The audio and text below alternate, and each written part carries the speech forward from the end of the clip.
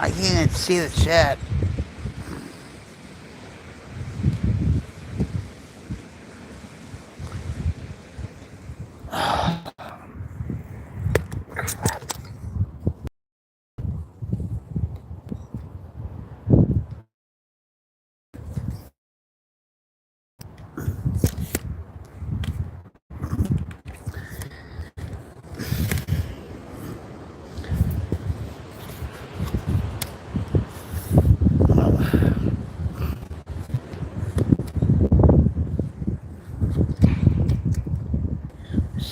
No, I don't want to. Yes. Uh,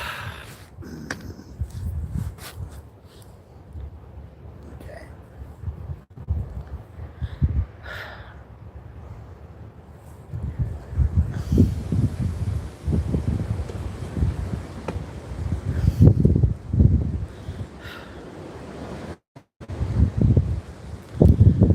Hey everybody, this is Rock Queens, everyone coming at you live from my headquarters in Rocklahoma. How's it going? It's Palm Sunday. I hope it's Palm Sunday so far. I'm doing something a little different. I'm a little bit nervous too. Because we're outside in nature. God's all around us, right? And we're going to read from the good book, the Holy Bible. And this is actually our family Bible that was given to us by the Jesus Center in Tulsa where we got married. And it's fitting. And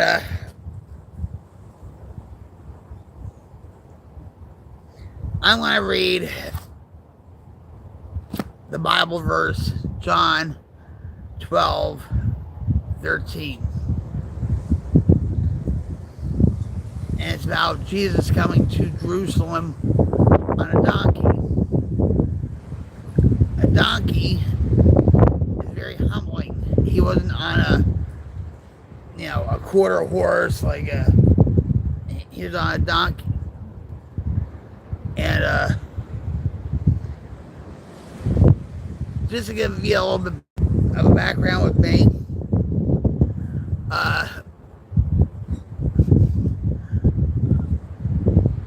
in my family,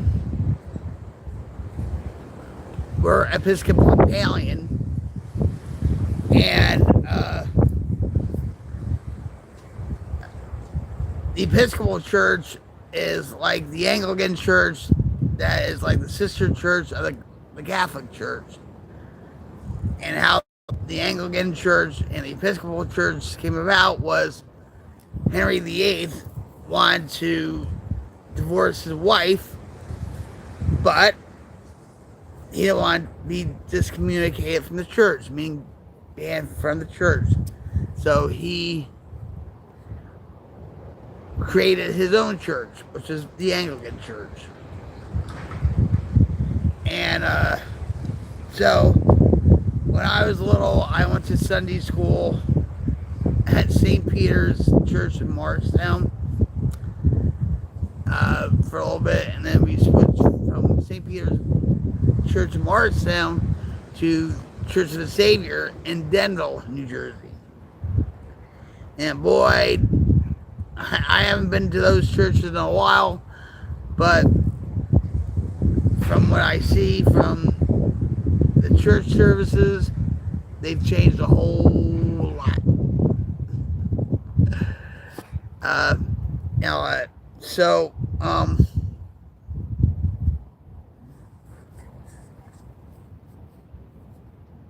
God bless you all, and like I said, I hope you're having a blessed Sunday. I am. At least I'm 6 feet above ground. I'm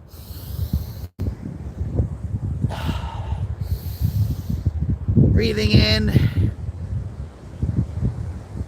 Oh, I can't. King. Good afternoon. Happy Palm Sunday to you. And I can hardly read the chat. How are you, my friend?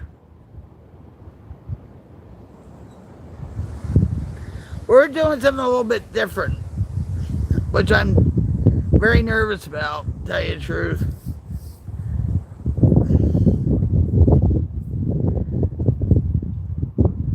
I wish Preacher was here. I wish Dying Breed was here.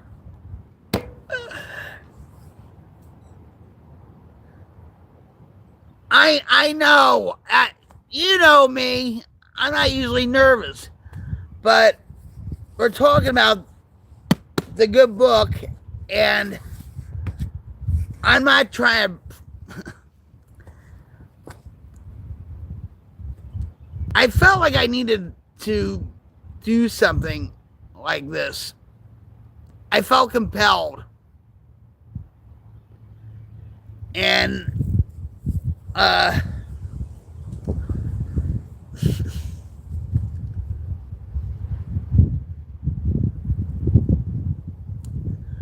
when it comes to my church, the Episcopalian Church, there's a lot of changes, a lot of wokeness to my church. Even in Tulsa area with the Episcopal Church, there's a lot of wokeness, and Jim's a Baptist, and I feel like I'm just floating between, I guess, Baptist and the Episcopal Church. You know what I mean?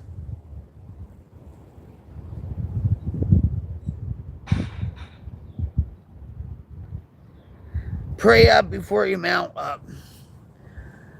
Well, I've been praying. Oh, you mean now? Oh, all right. So, let's see. Deep breath. You can tell I'm nervous now, right? I think this is the first time on the stream that you've seen me nervous.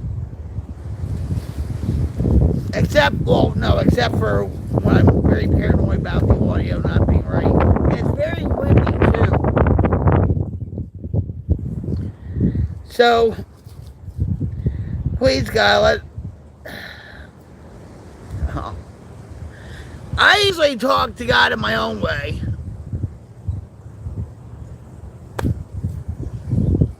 You know what I mean?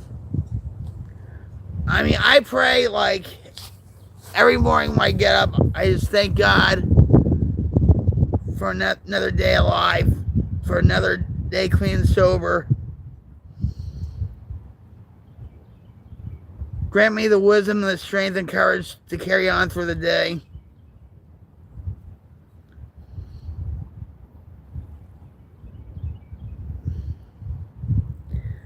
I'm thankful for Jim, my husband, my family.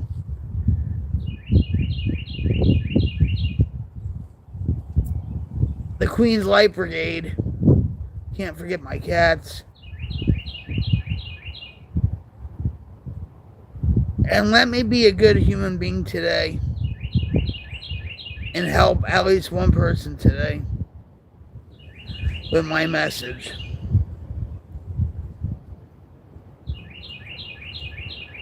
And please, God, give me the wisdom to carry on with this live stream,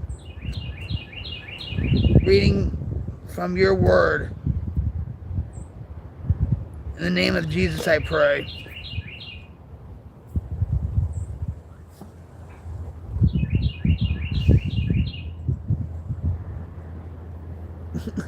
You know. So, This is my family Bible I got in 2017 when we got married. The minister gave us this Bible, and it's from the Jesus Center. And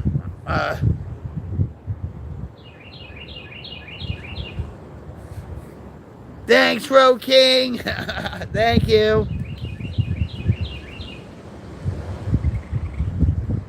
I'm not gonna lie, my back's killing me right now, and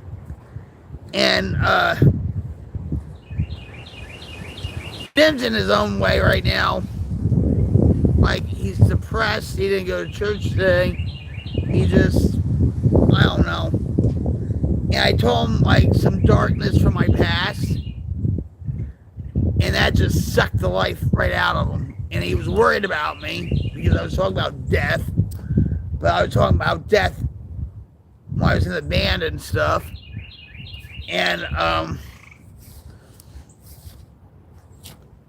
he threw his cell phone back here, and I ran to get it.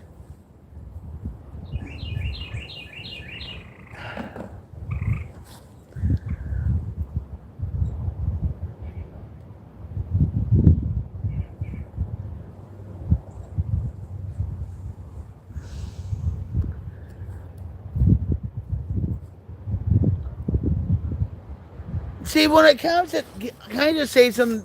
When it comes to this, yeah, I've been doing shorts with Bible verses, and I mean these Bible verses, by the way. And I'm learning more about the Bible than I have in my whole life.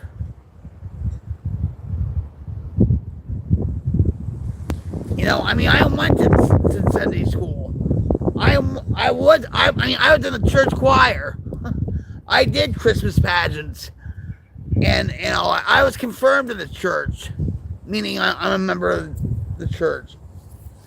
And of course, you know, I strayed away from God a lot in my addiction,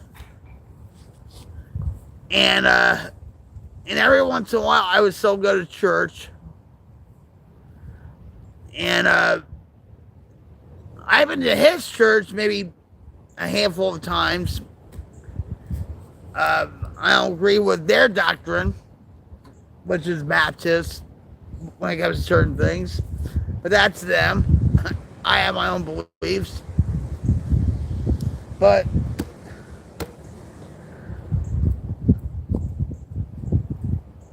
this is me. You know, I'm not trying to be fake. I'm not trying to be like, a know-it-all or a theologian about the Bible, or I'm not trying to push my beliefs on you guys. You know, you have to come up with that. You know, and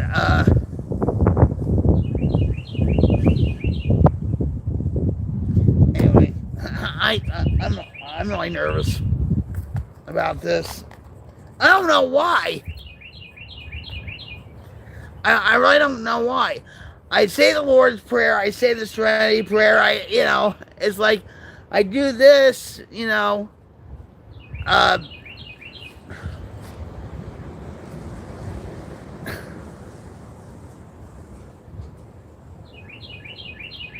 I do this. I'm a believer, but I don't believe in going to church, worship my own way. Exactly. I'm not right. God's everywhere. You know? I don't tell people, well, you have to go to church. You have to, I can't go to my Episcopalian church. You know why? Because all right, first of all, we're pistors. All right, that's a standing joke. I'm a pistor. I'm Episcopalian, right? But when you go to an Episcopal service of any kind, even a funeral, or even a Catholic church, it's like doing aerobics. Please stand. Please sit down. Please stand. Please sit down. Let us pray. Meaning, let's kneel. Please stand. You know, it's like aerobics. They created aerobics before Jane Fonda ever did. And I'm just saying.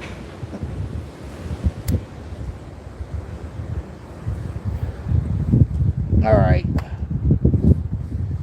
So, let's get through this.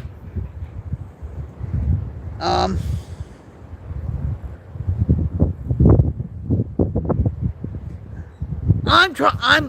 gonna just say this too. I am trying to have a stronger relationship with Jesus. Okay? And when people say Jesus, everybody's like, oh my gosh, she's a born again Christian. You know, everybody scatter, you know. I'm not that kind, believe me. You know, I'm not like self-righteous. You know, I'm not like that, I don't think.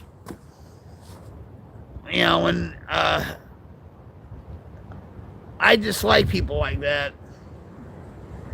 But anyway, here we go. So this is John 12:13. But I think we're going to read the whole 12. So get your Bibles out. No, I'm not.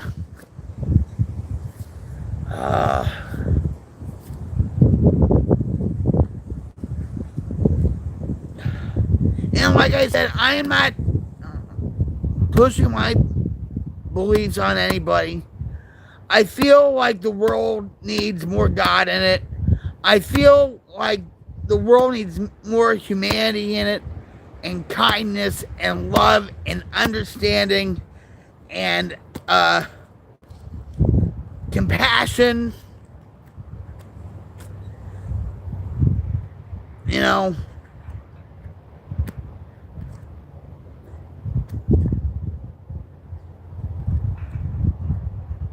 that's how I feel, and that's how I always felt. When I was in my addiction, I didn't feel like that. You know, I see a whole world of hate, and maybe you guys do too, on the internet, with Twitter, with YouTube, with Reddit, with TikTok, Instagram. You know, it's all poisoning our souls. You know, and there's a lot of fakeness out there. And a lot of people's brains are being scrambled like a blue plate special, like in a Jersey diner, from this crap. You know? Anyway.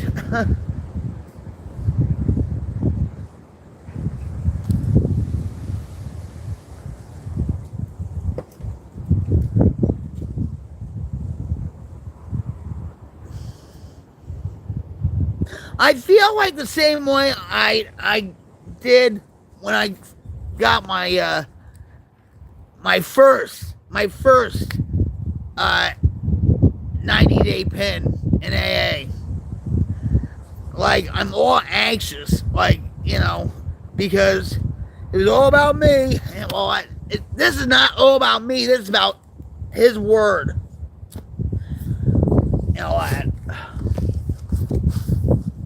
You know, I'm not trying to overshadow it, but let's get on to John 12:13.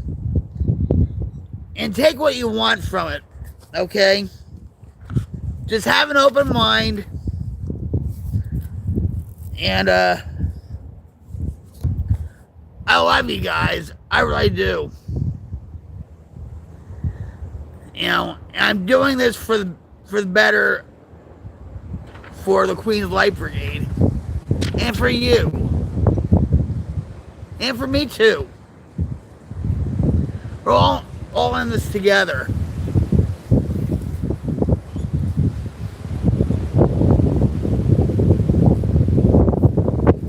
Wow, it's really windy. Alright. So, I don't know if you can hear me or not. I don't know if you can, but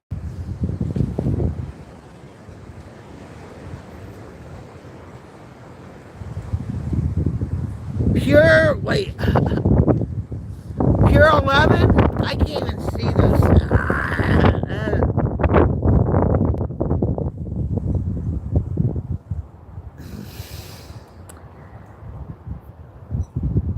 Pure Elvin, right?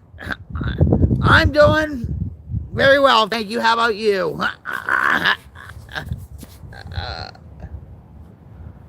Welcome my stream. Happy Palm Sunday to you. Where are you from?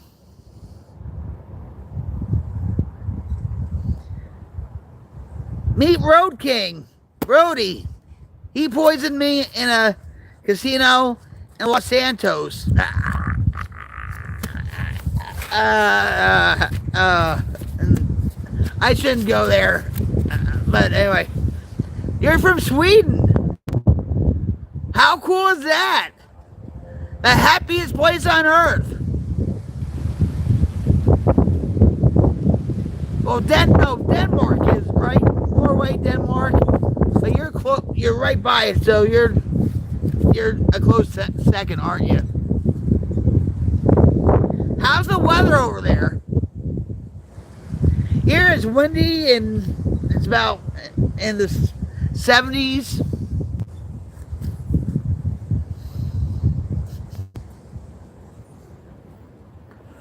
Carney, what's up, buddy? And you know what? Roadies, Cyber Hug time. Yeah, very wind. Yeah, you can see my hair, right? Woo! She rides like the wind. You ever hear that song by Patrick Swayze or by Peter Cross? She rides like the wind. All right. Cyber Hug time. I am not going to stand up, but Cyber Hug time. I hope you're having a blessed Sunday, guys. Thank you very much for showing up. It means a lot to me. I hope you know that. There.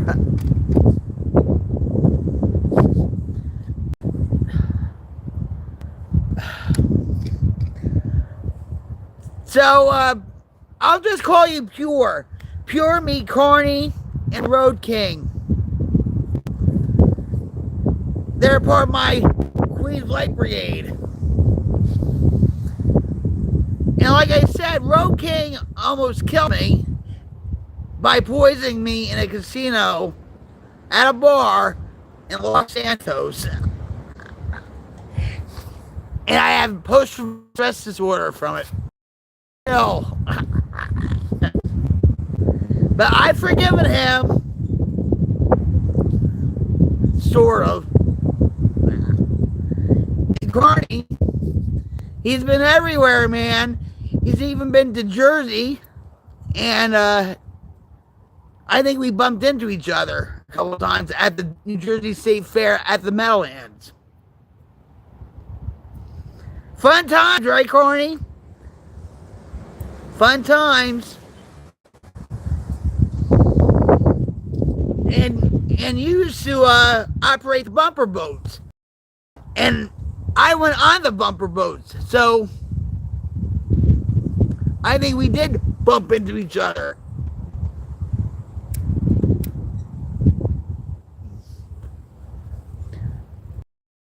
As you can tell, I'm getting a little bit more relaxed. Right, Rhodey? You can tell, right? As more people come in, I'm acting more myself, right? Which is a good thing. You know. Sweden. Wow.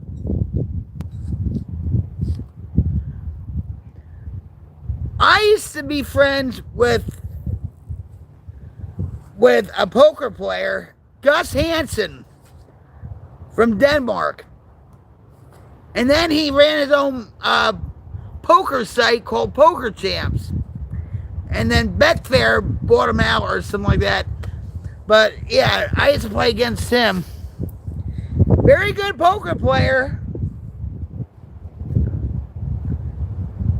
What games am I don't play any games anymore, hardly. I'm more focused on helping people now. Alright, so I'll give you a little backstory with me. I'm Rocket Queen 71, coming at you live from my headquarters in Rocklahoma. And the only reason why I stream is to help people. I've been off crack and heroin since 2004, alcohol since 2011. And I feel like I have a platform to share my experience, faith, and hope with people that are struggling with addiction, alcoholism, mental illness. I'm still human. I still go through depression, anxiety, maybe a little bit OCD.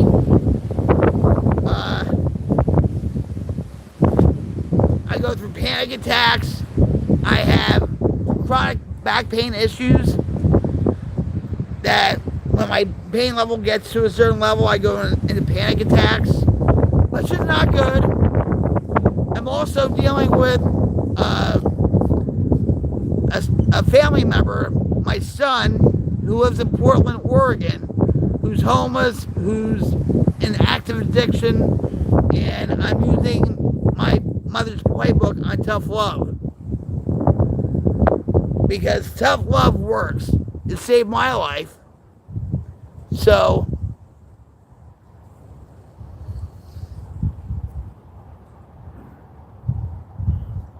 oh yeah, and you know, it's Palm Sunday, and when Jesus came to Jerusalem on a donkey, everybody waved their palms, saying Hosanna in the highest. Hosanna, Hosanna means save us all. So I feel like maybe a lot of us need some saving. Like with depression, addiction, alcoholism, you know, if life, just general life, you know, if life is dragging you down, right back at you. Thank you. So that's why I do what I do. I use a game on here. I used to play GTA. I haven't played GTA 5 in like, 3 months. Ask Rody.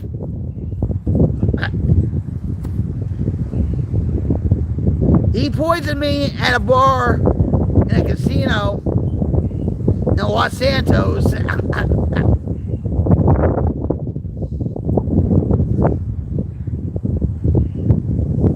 I play games here and there, but not as much. You know, I have over 200. I know, and you know, it's too woke for me. They're not gonna have like these commercials where they mock society or whatever, and the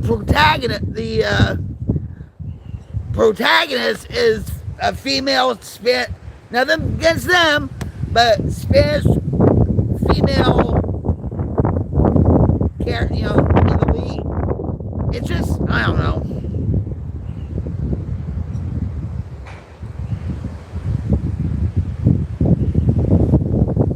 Oh my gosh! Wait a minute.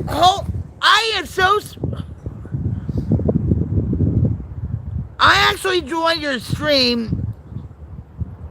It was a long time ago. It was on Twitch back then. Happy to see that you're still doing well. Oh my God! You need a cyber hug. Oh my God! I am so wow. And you came back. How that? Welcome back. Welcome back. And I was playing Rocket League, right? And I was doing the funny voices. Was that the time? I think it was. Say, oh my gosh! Oh, I had to look that up. Do you know Twitch is now deleting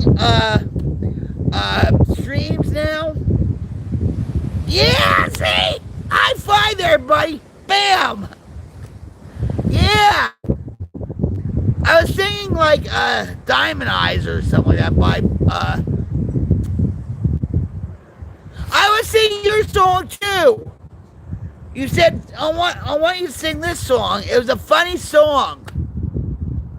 You remember what that song is? It was about an airplane. Some guy jumping out of an airplane or something. Hey.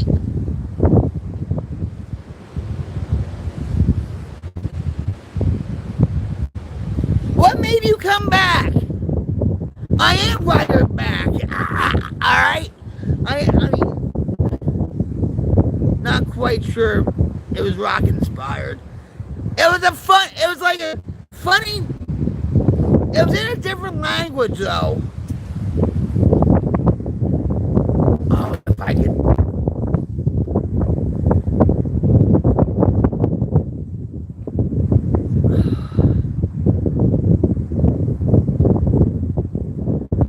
I'm trying to think.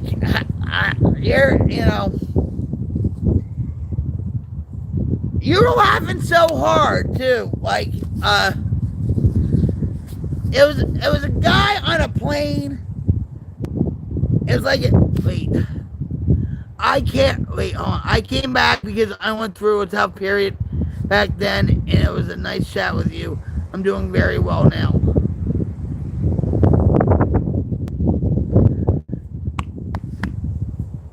Good to hear. Good to hear. I'm happy about that. I really am. I don't know if I had anything to do with it, but I don't think so. You know.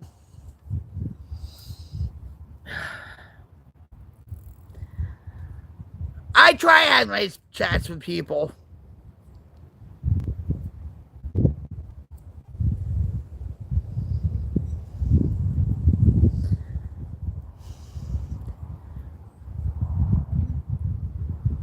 Were you on dope? You don't have to say, but were you on dope?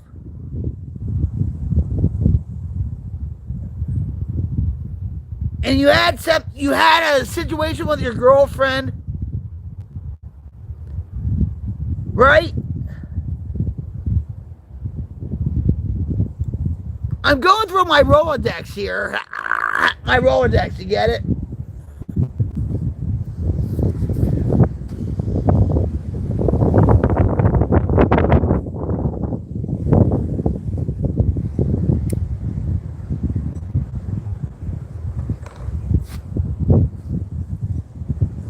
If I'm wrong, tell me. Yeah, you went through a breakup, right? But you were on dope, right?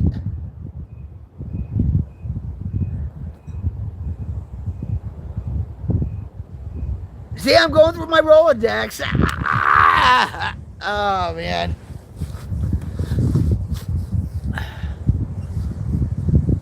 You had no. All right, I apologize for that. Okay. At least I got the breakup part right and all that right, and the singing of the songs and Rocket League and all that. One correct. Oh no, I was playing Rocket League. I was singing a song. Right, so that's 3, 4.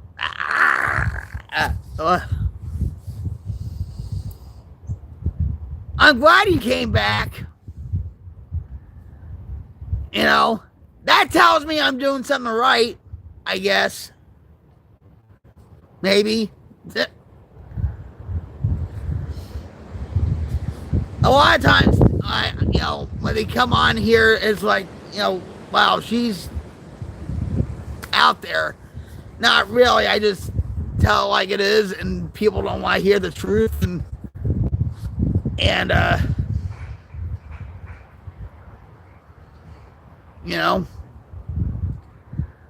life went for the better after everything. Actually, had a guy from LA come to Sweden at the airport, did a huge sale for 145,000. Surreal experience. Wait, what? Wait. You had a guy come from LA, Los Angeles, right? Come to Sweden at the airport, did a huge sale for 145,000. For what? What kind of sale?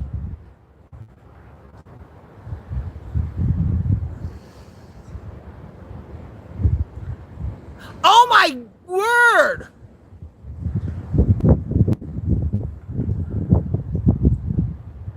Was he an actor?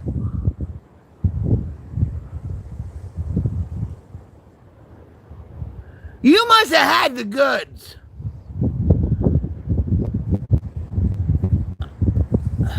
My son had 2 baseball card folders of Pokemon cards. I don't know where they are now, but yeah, he used to love Pokemon.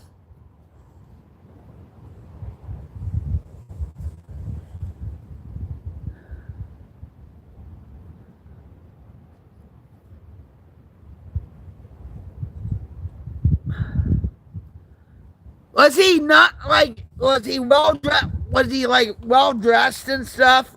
Like, I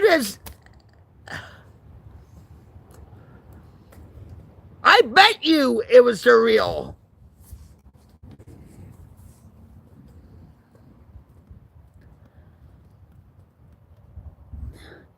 I hope you sold those cards at card value too. Because you know how they have the book, like like Kelly Blue Book for cars. They have This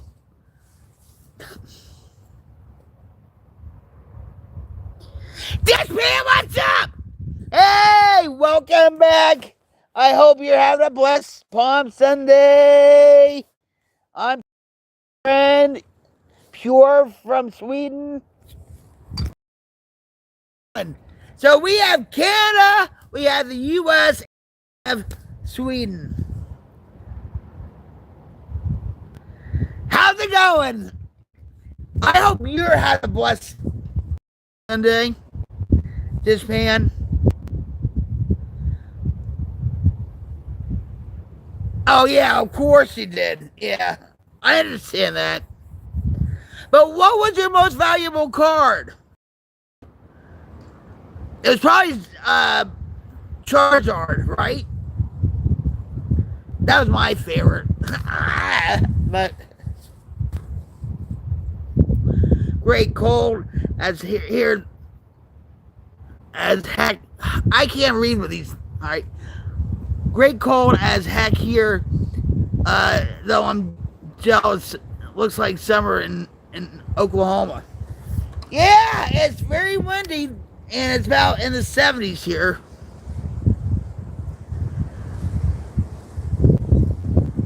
I'm not even a Pokemon fan. Pokemon fawn.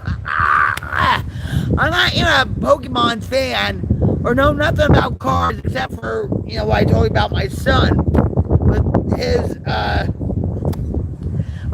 collection. And I got it right? Charizard.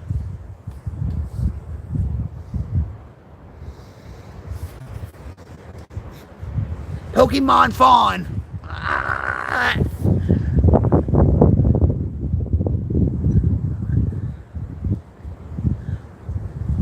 you should use that. Are you a Pokemon fawn? Oh, that's just crazy. Oh, nope. Look.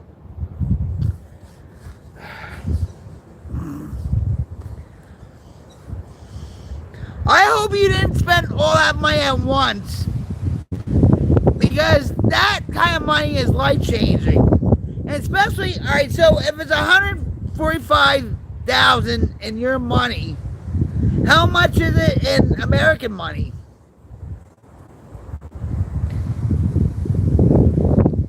Two houses, one for me, right? One for me. Wink, wink. I'll pack up and go right now.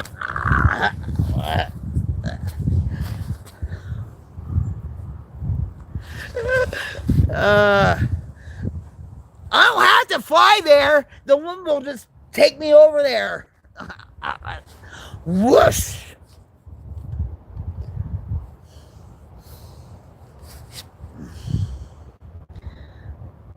So I bet you that, all right, you bought one house for yourself, right? And then another house for me. No, another house.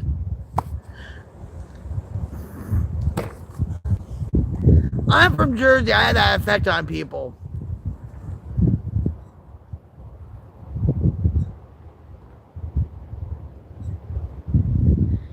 Tim Griffiths, 7701.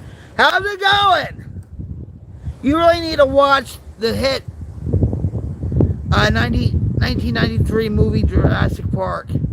I've seen that. I went to go see it way back when in the theaters.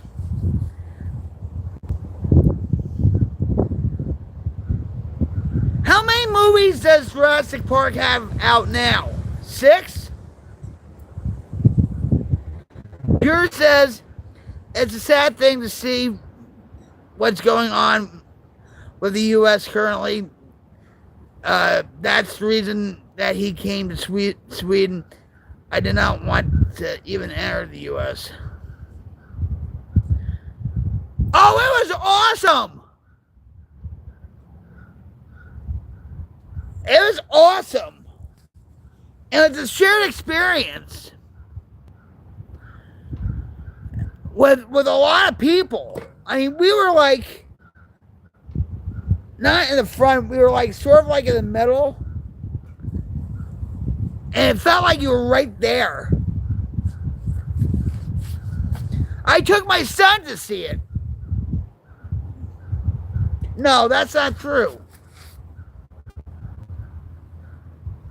Because my son would have been 3. No, he wouldn't. No.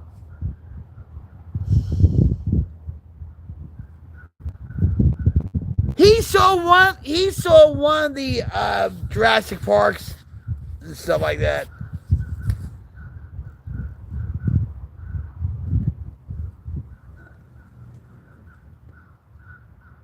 Maybe it was like in 1996.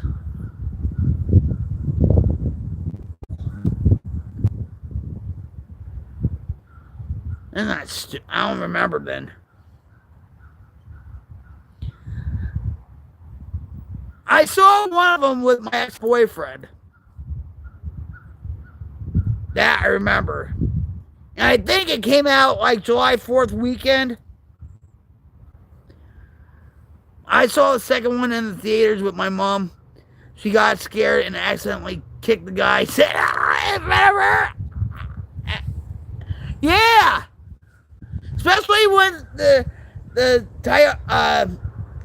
T-Rex came crashing into the window. Right? Yeah. It was like the movie Jaws. How Jaws came right at you. You were probably not even born yet. You weren't probably a twinkle in your mother's eye yet.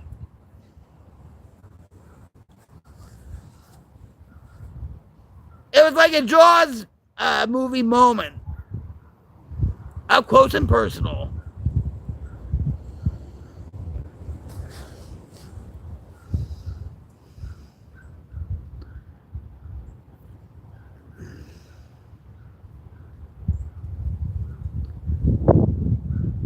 The scariest movie ever was Poltergeist 3 at wait, hold on.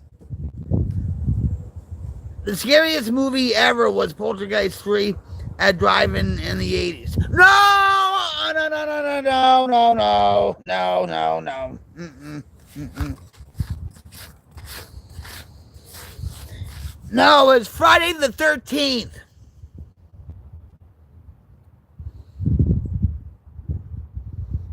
And Halloween. You were born in 1990. So would have been 3 when the first Jurassic Park came out.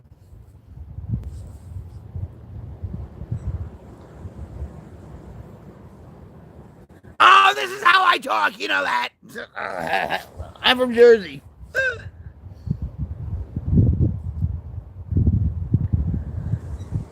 You're from Australia, Tim. Dingoes? Oh, dino. What?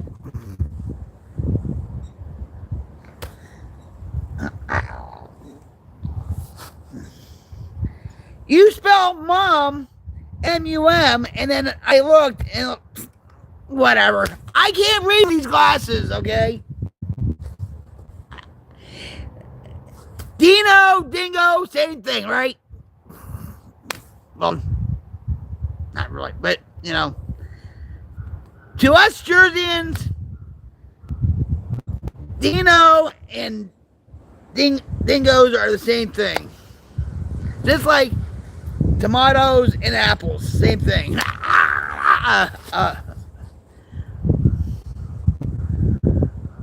You're from the UK, but recently moved to Canada. What, by Dispan? He lives in Toronto. What made you move from the UK to Canada?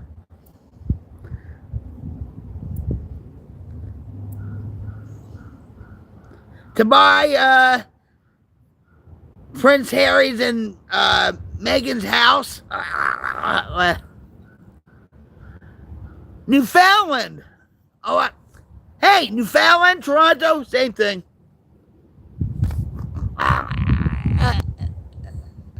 Same thing.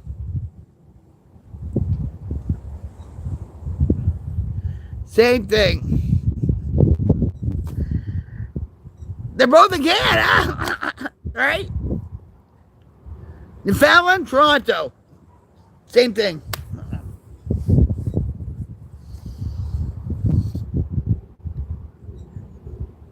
But there's not much difference between UK and Canada because you spell the same. I'll give you an example. You spell favorite. We spell favorite Favorite. You guys in England and Canada spell favorite Favorite.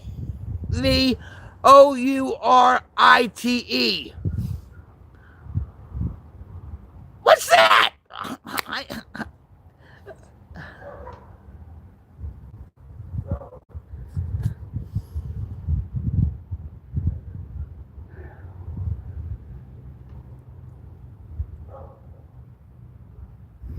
In right color, right? Like black and blue. Same thing. No, black and navy blue. Same thing.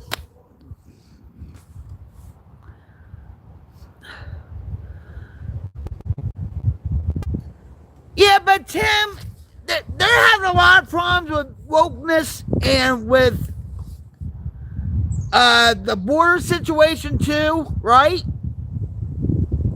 Because you guys are getting a lot of immigrants from other places. Talking about color.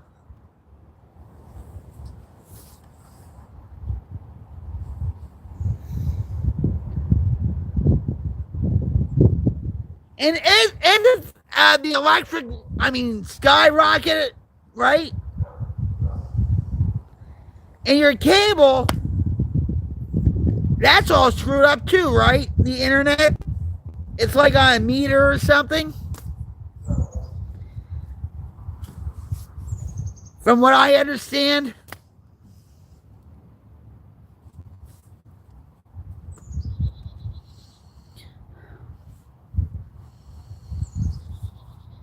Listen, if you're happy in Canada, I'm happy for you. You know? But don't you get sort of homesick every now and then? Like during the holidays?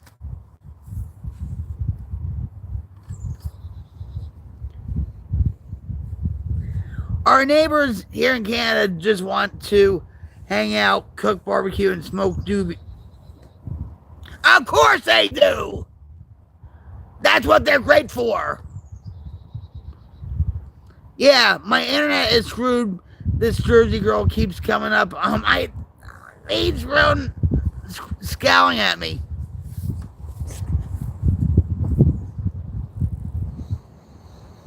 Well, this scowling means love. You got that, dishpan? You got that? It's love. Nothing but love.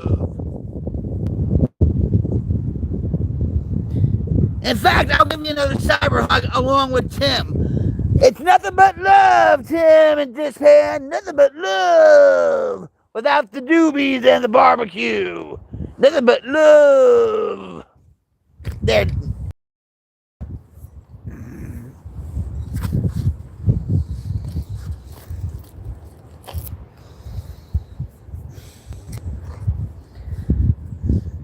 Yeah, we do get homesick over Christmas, but we visit the UK to see family. We realize how much better our life is in Canada is. Do you try to say, come on to Canada with us? Come for a visit? Like, give them a taste? Like a crack dealer? Hey, come over to our place and stuff. We'll give you a little taste of how Canada really is. And they haven't transplanted themselves. You know what I mean? Transplant themselves from England to Canada, and they just a tree.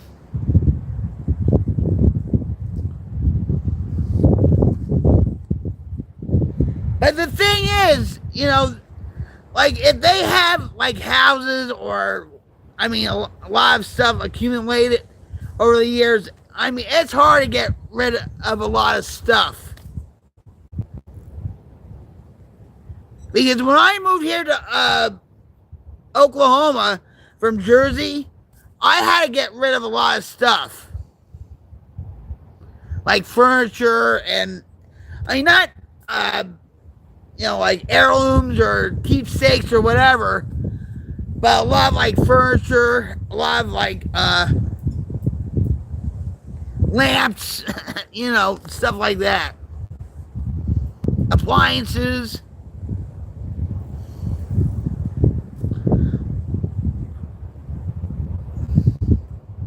I love British shag me, baby. Shag me. Don't shag me, you shag somebody else. Hello. This is your rocket queen. How is it across the pond? Do you miss your kippers? Do you miss your bangers and mash? Do they do it better than us? Let me know in the comments.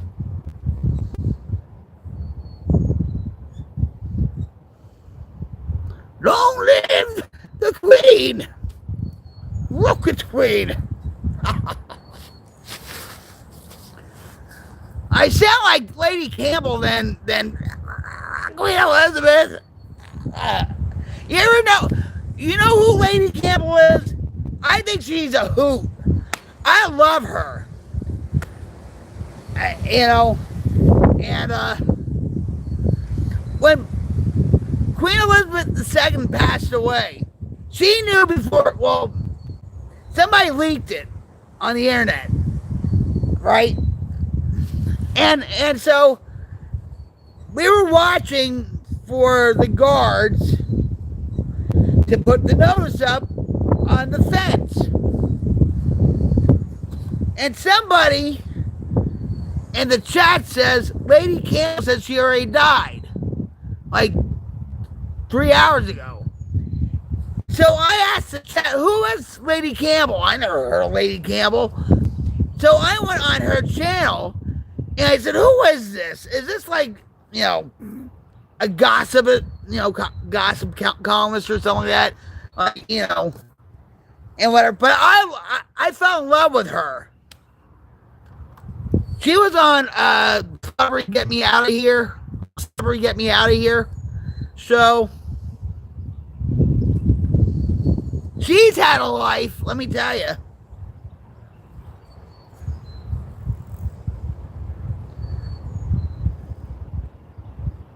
Talk about better than mash. She's hot. Yeah. Shag me, baby. Shag me. See, I can't do it on here.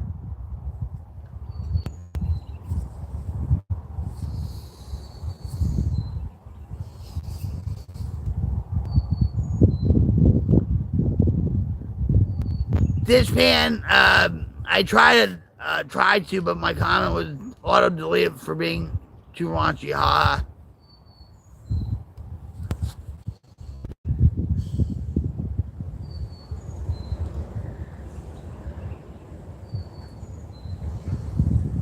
Was it about bumping uglies? Bumping uglies, I say? How is that raunchy? Oh, because it's bumping uglies, right?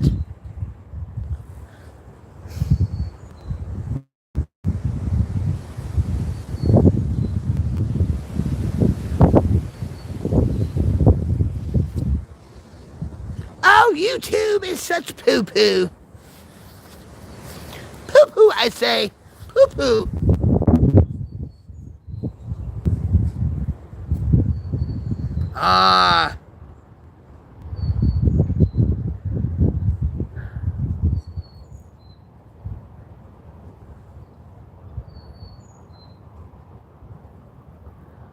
Wait.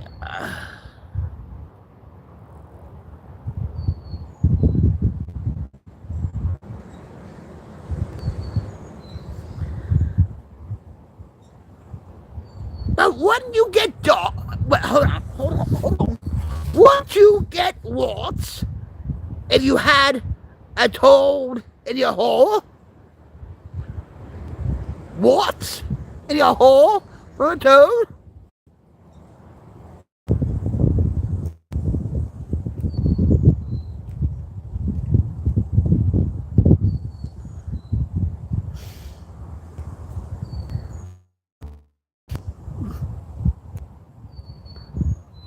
I can't hide this.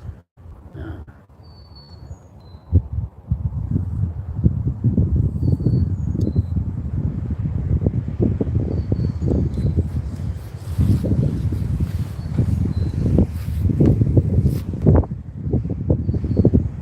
I can't hide this. Yeah, what do you get? I mean, what is it?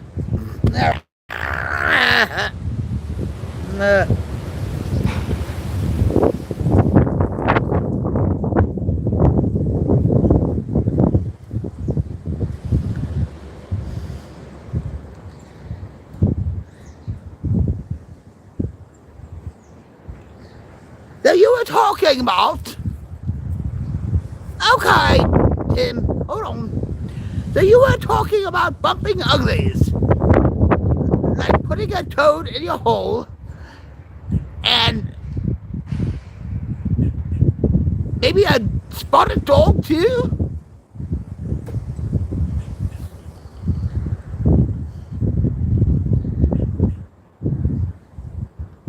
A toad in a hole and a spotted dog.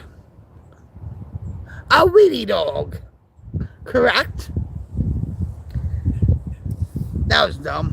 That was really dumb. I tried to make it funny out and I screwed up.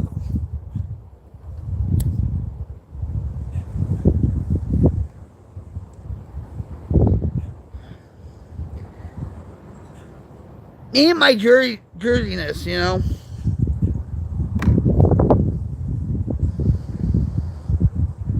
So, what do you do for a living in Canada? Do you work for Tim Hortons?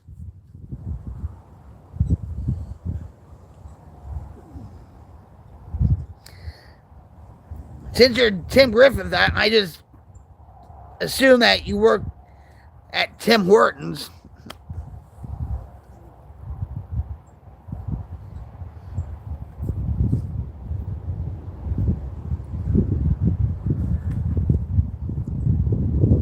Just like me. Alright. Just like me. My name's Vicky.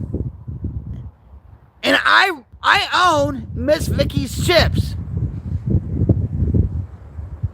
It's spelled the same way. Vickie. Miss Vicky's Chips. So every time you bite into a Miss Vicky's Chips, think of me. And those things are good. They're expensive, but they're good. I like their salt and vinegar.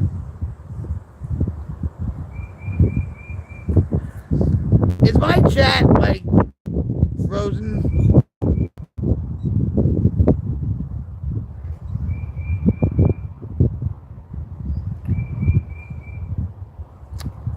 What the heck?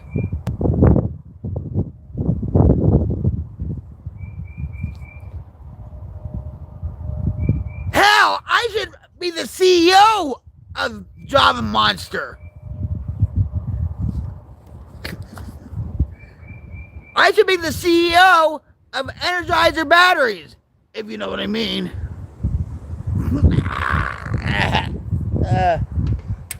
They should put my face on the Java Monster cans. And now that's scary. Rocket Queen's own rocket fuel. Hey, how about that? Cheers, guys. Rocket fuel. Java Monster is the only rocket fuel for this Rocket Queen. Hell yeah!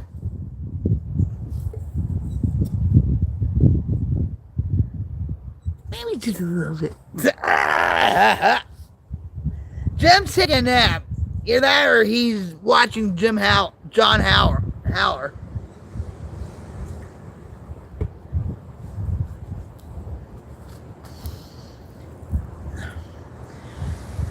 Jim's not feeling too good.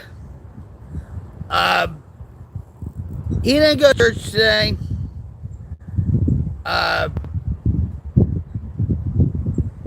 He's depressed. I actually told him a few dark things from like my past, and that just sucked the air right out of him, like literally, like. And that's when I was in my band. What happened to me? You know what? And so,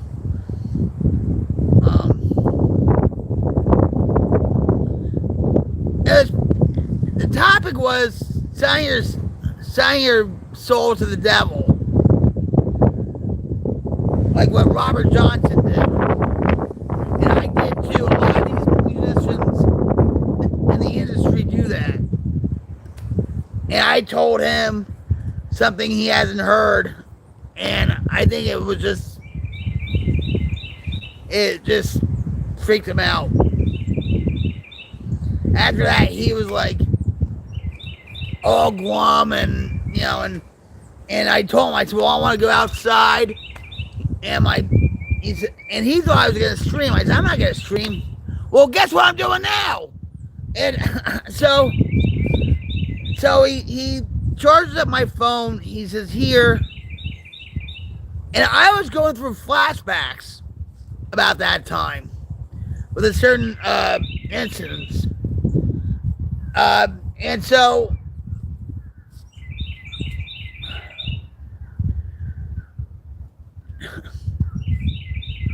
we were arguing about that. He said, I thought you were going to go out. I said, yeah, at my own time.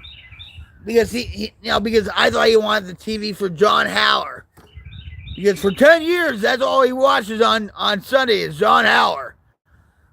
And all that.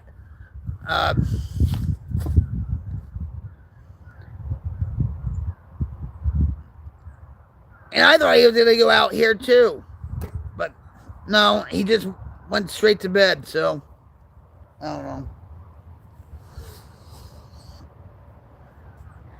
And I think we're getting off the topic, guys. And we've been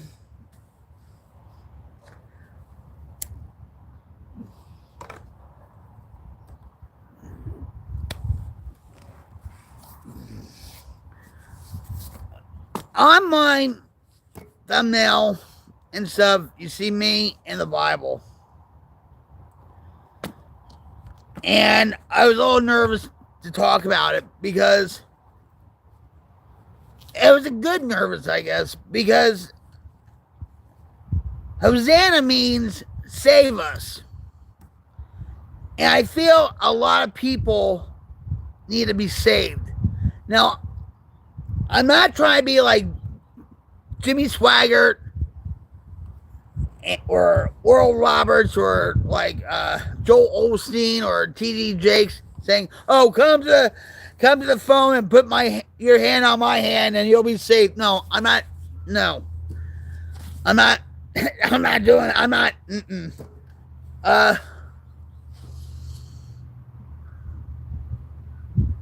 But I feel like since it's Palm Sunday, it's about renewing oneself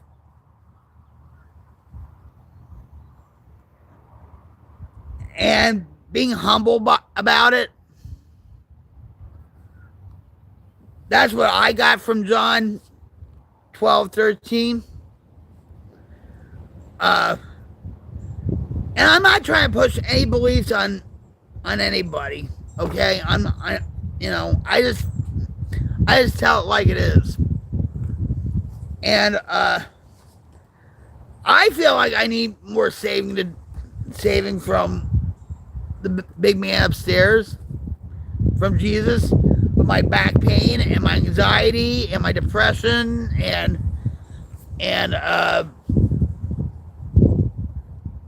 sometimes with my back pain, I really go into the darkness. I'm talking about in the darkness, okay? And that's when I should really be trusting in God more.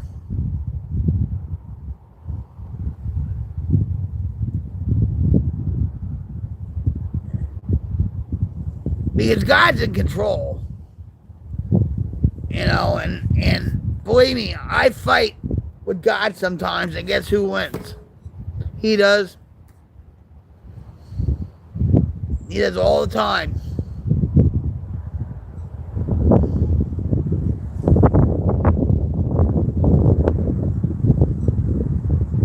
But I have trust in the Lord when it comes to my son. I truly believe my son's gonna come out of what he's going through in Portland.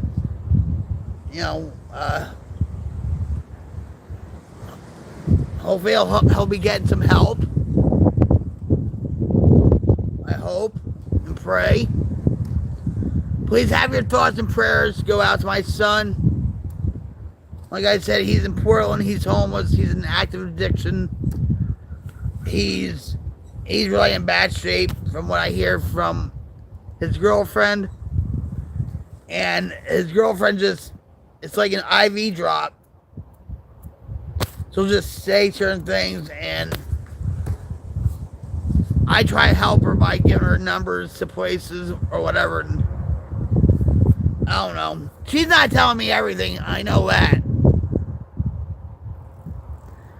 I'm just saying. I used to be the same way with my mom.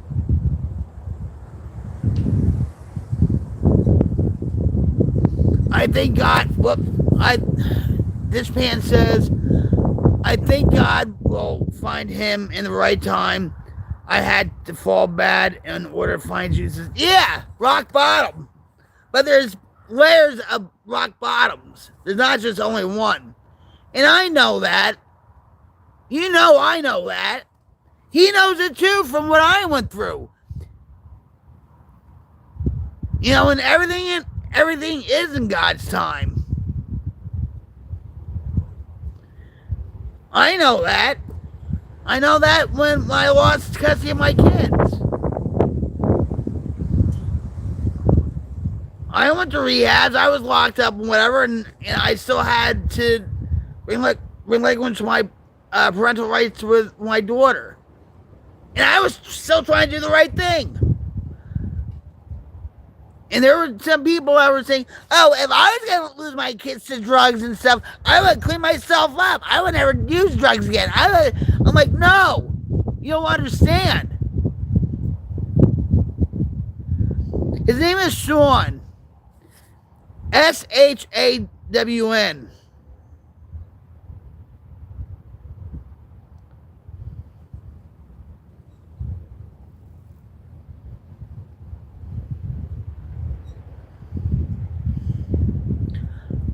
Thank you, brother. I love you.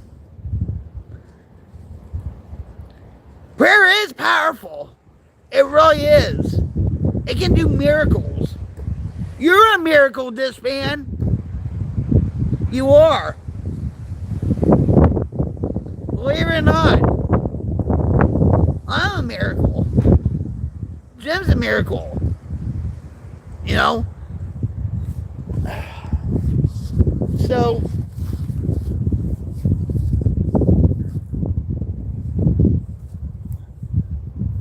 yeah, I've been struggling with.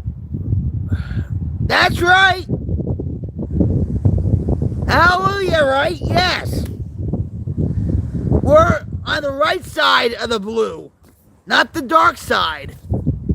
You know what I'm talking about? You should look up Melissa Etheridge's new song, The Right Side of Blue. And she sings it with Chris Stapleton.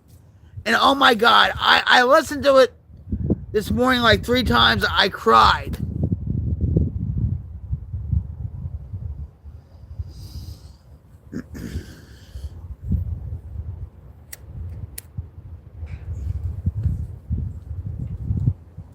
I'll tell you a story. I'm a real miracle, and I'll tell you why.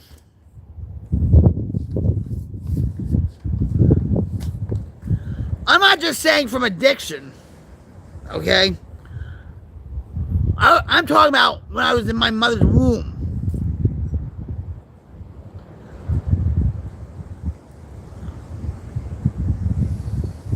First of all, my mom and my father was an alcoholic, okay? And so, my mom left my father when I was 2 years old. And they got divorced when I was 3. But my mother, okay, had, I think, 2 or 3 miscarriages. All right? 2 or 3 miscarriages. Well, finally, she found out she was pregnant with me. Well, I guess I was so wild and rock and roll and whatever, I got out of the embryonic sac. Now, The gynecologist was a drunk. He was an alcoholic. And his name was Dr. Rizzi. And so he told my mom and my dad that there was an experimental surgery to sew me up back in the embryonic sac. So my mom agreed to it.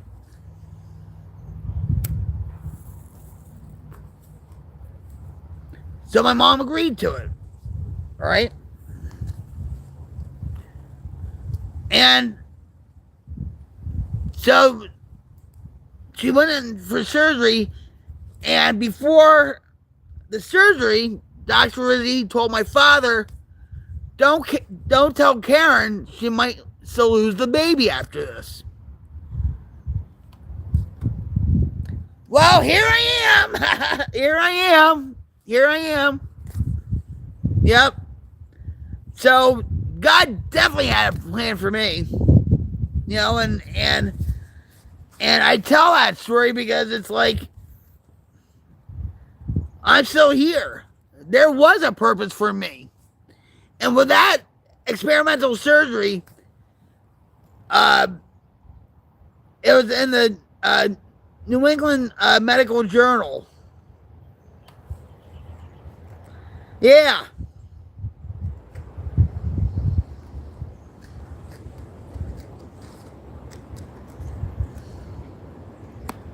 So, you know, I'm here for a reason. And my purpose and my reason is to help others. You know?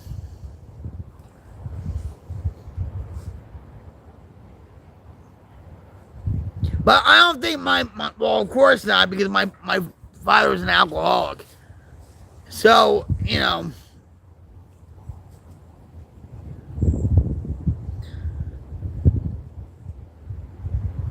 And every time I hear about somebody going through a miscarriage and stuff like that, I think about my experience, my mother's experience, you know?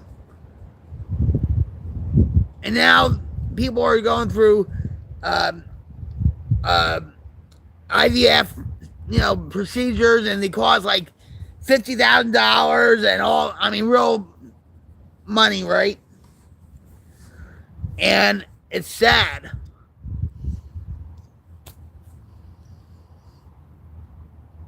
But I was saved for a purpose. So,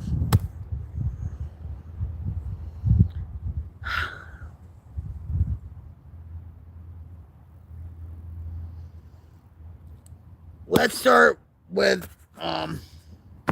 this is not about his word and not about me. And I feel like we're talking. I don't care, you know, I feel like I don't want to mislead people. I feel like I'm misleading people and all that. Because here I'm saying, all right, let's talk about his word and John 12:13 about Palm Sunday, about maybe somebody can relate on trying to be saved by, you know, maybe depression, addiction, alcoholism, whatever, you know. And I feel like I just veered off a lot off the topic. And I'll be honest with you guys. When Rhodey was here, Road King,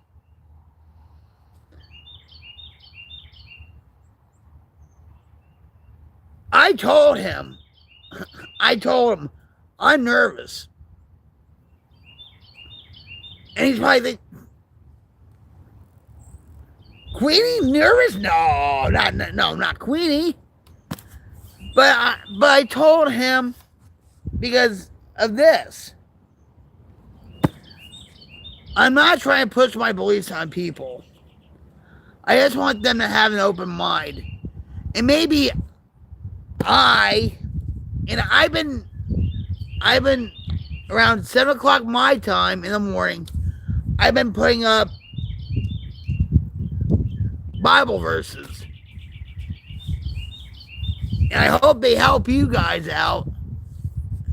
And to tell you the truth, I've done more reading of the Bible in the past few months than I have in my whole entire life, even when I was in jail. You know? So that tells you something, right? That tells you something. Because even my father,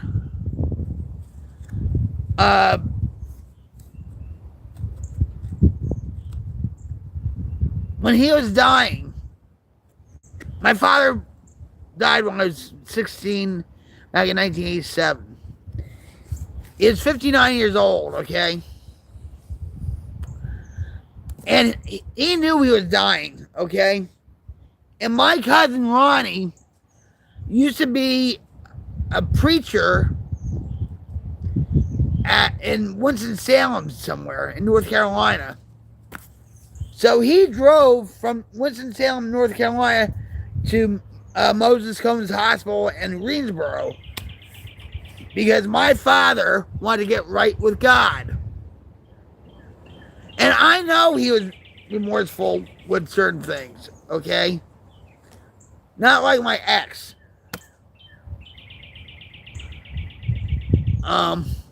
And my ex died in 2019, along with his father-in-law, my ex-father-in-law. But anyway, so he wanted to get right with God, my father. And he did.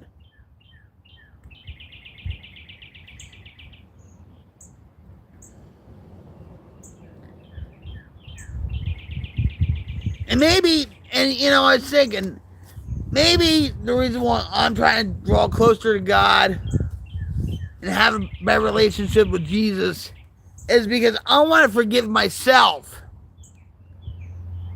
okay, about certain things in my life.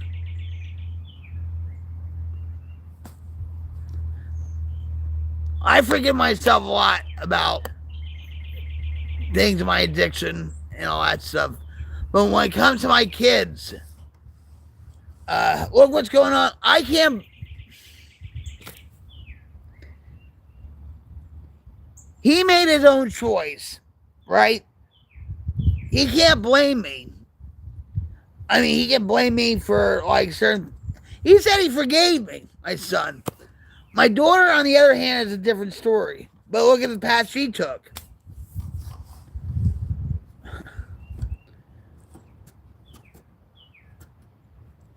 But I think, you know, I have to forgive myself once and for all about my kids.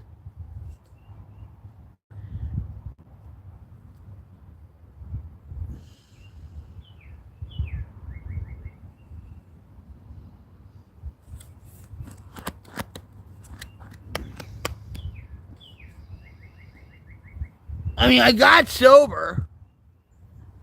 I wasn't perfect. Right? And my daughter even said to me at times, I want you in my life. I need parental guidance. Well, she already had parental guidance with her adopted parents, right? But she wanted me in her life and stuff. And the last time we ever saw each other and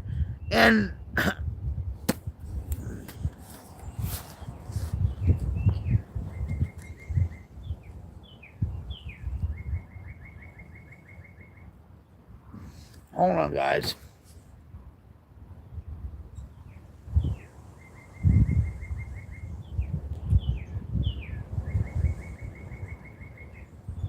So this fan says, it's hard. I don't even have kids. And I have a hard time forgiving myself. But if you're not forgiving yourself, you're still in prison. You haven't been set free. And you know Jesus died on the cross for us.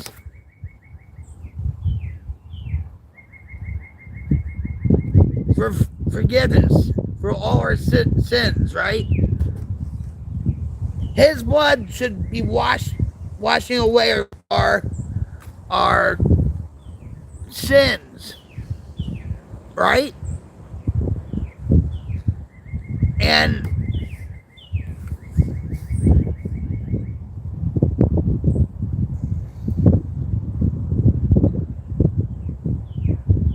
I mean, I can tell you, there's times like I'll be in that house for days without going outside. And I don't know if I'm becoming agoraphobic because of my pain. We're not gonna go there. But it's like, even though I've been in recovery, I do have a good life. I have a better life. Thank God for my husband and stuff like that. Okay, but I feel like I shackle myself because of what I did in my past with my kids. And forgiveness is a process. Forgiveness is a process. What's amazing is this. Back in 2006, there's a terrible shooting in a Amish community in Lancaster County. I forget how many girls were killed and all that. And do you know? And the guy that did it killed himself. Coward, right? But do you know what they did? The whole English community. Look this up. They instantly forgave the shooter, and he instantly forgave the wife that had nothing to do with it. And all the Amish community, right? It's amazing. It's mind-boggling. Right after that shooting, they all forgave the shooter and his wife. So they all walked down the road, and there's footage of this. They all walked down the road, country road, went to her house, and I guess the leader of that Amish community says, "We forgive your husband and we forgive you." Even though she had nothing to do with it. Because she felt ashamed because it was her husband and all that stuff, right? I'm getting there, and Jesus forgave me, yes. It's why I'm so dead set against backsliding. I am too.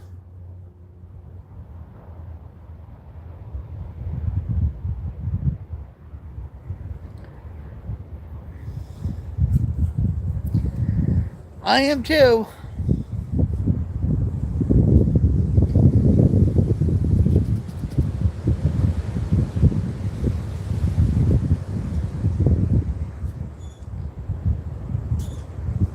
It feels good to be out here with the wind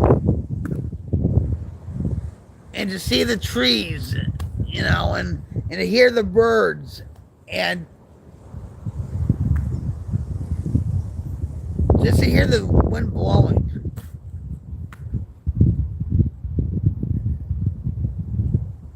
That's God. You know?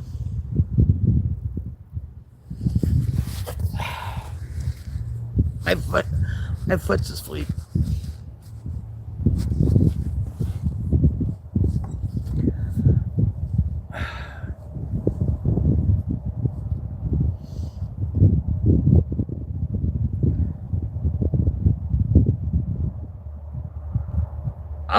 I just want to break out of the prison once and for all. You know? And a lot of youngsters, a lot of people blame their parents. Like, well, Yeah, if you did bad parenting and you did this and you did it, no, you can't blame me anymore for the choices you made.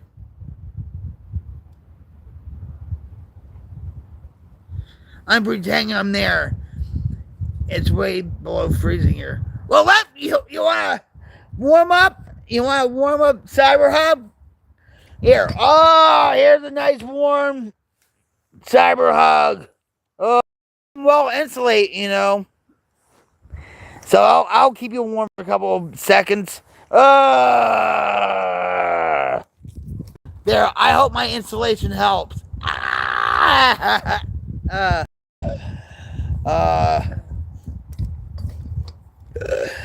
uh,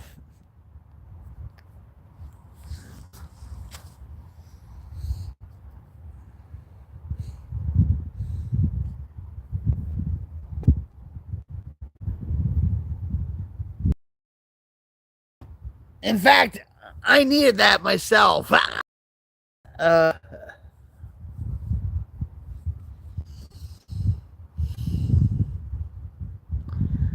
but like I said, I don't need a puff jacket. Wait, hold on. I have one for you. I don't need a puff jacket because I'm already puffy and insulated.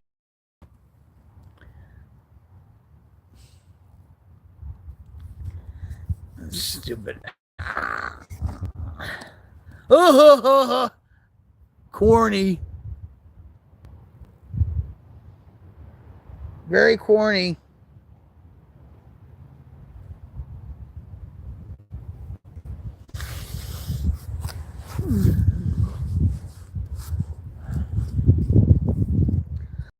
On Dry Bar Comedy. You ever watch that? That's a good channel. And when they say dry bar, that means no alcohol. It's just like, like water, soda, whatever. Yeah.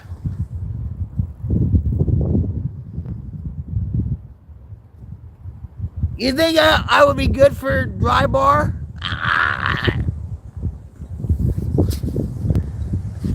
Maybe for amateur night, helping Mike night and stuff.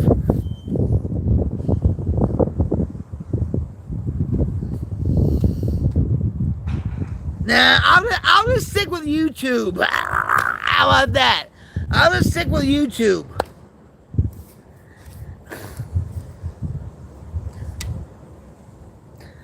Java Monster is the only rocket fuel for this rocket queen. Hell yeah.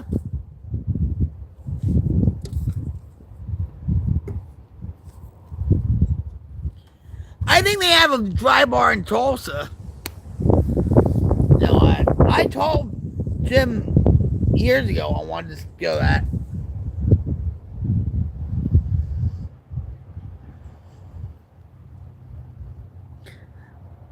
See, I can go into a restaurant where they have a bar, okay? It doesn't bother me. I don't think it bothers Jim. But there's times where, like, if we go somewhere and down that highway, there's like a pot farm. He smells it and he's like, "You smell that?" Hell, I smell it from over there from my in-laws' house. At times when it's very windy, I'm like, yeah, that's not good. But anyway.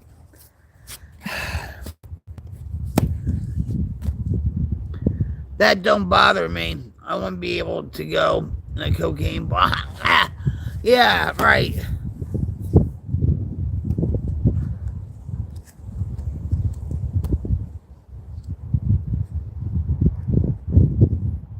There's a lot of those places popping up where, these safe zones for addicts. They get chewed up, with medical staff there and all this stuff, and it's just enabling addicts. I'm totally against it.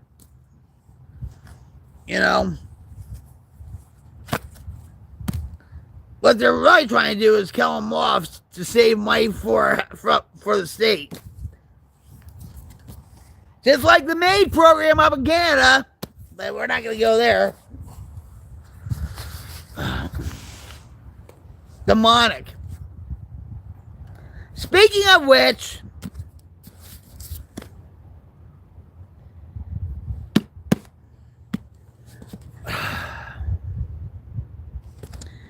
we are going to talk, I know I've been saying this for the past, hour. We are going to talk about his word, John 12:13, about Jesus going into Jerusalem, and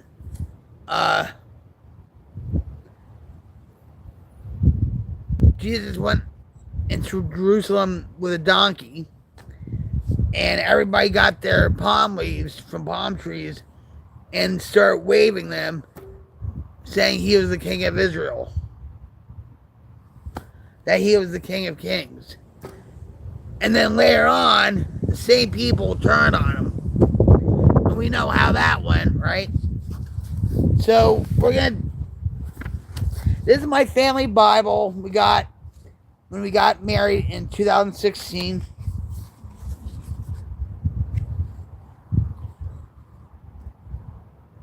You know what?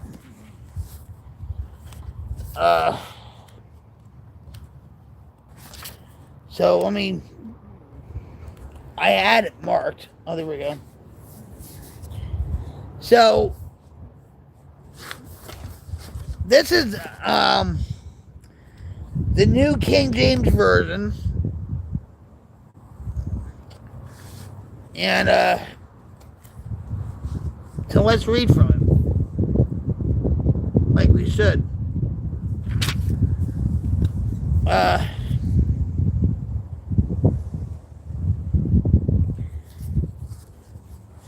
I should really read the whole chapter of 12.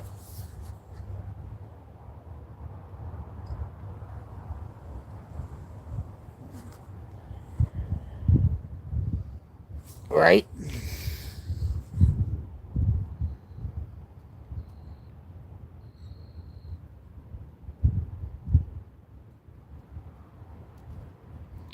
Hold on, I'm reading from it.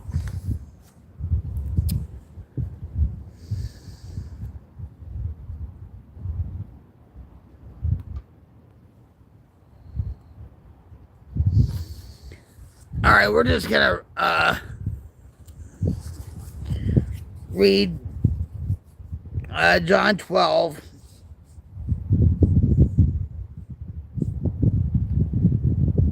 And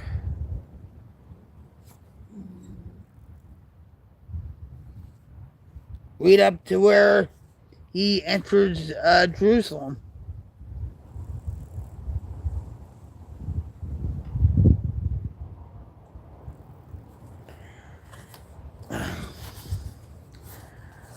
So, Jesus rides into Jerusalem. Then 6 days before Passover, Jesus came to Bethany, where Lazarus was, who had been dead, whom he had raised from the dead. There they made him a supper. Martha served, but Lazarus was one of those who sat at the table with him. Then Mary took a pound of costly oil, spike, and anointed the feet of Jesus, and wiped his feet with her hair, and the house was filled with fragrance of the oil. But one of his disciples, Judas, Simon's son, who would betray him, said, "Why this fragrance? Well, not for 300 denaro. It's denaro. And given to the poor." This he said, not that he cared for the poor, but he he was a thief and had the money box, and he used to take what was put in it.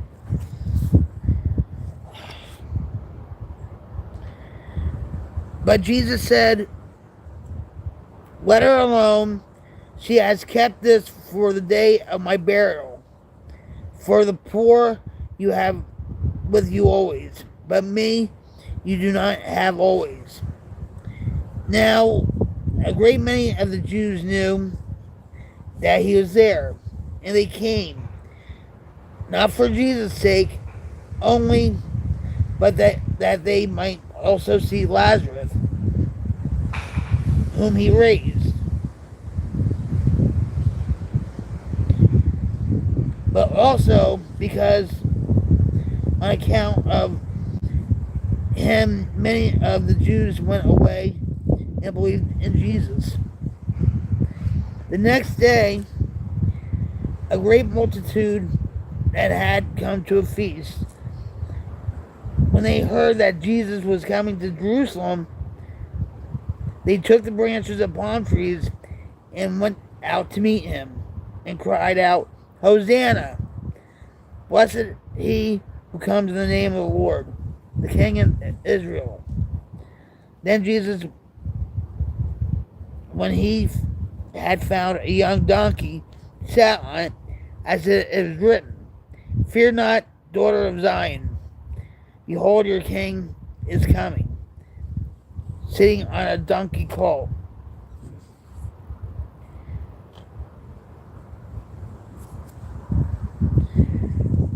His disciples did not understand these things at first, but when Jesus was glorified, then they remembered that these things were written about him, and that they had done these things to him. We're not going to go through the whole thing because it goes into crucifixion and everything, and all that. But so like I said, Hosanna means save us, and I think a lot of people need to be saved.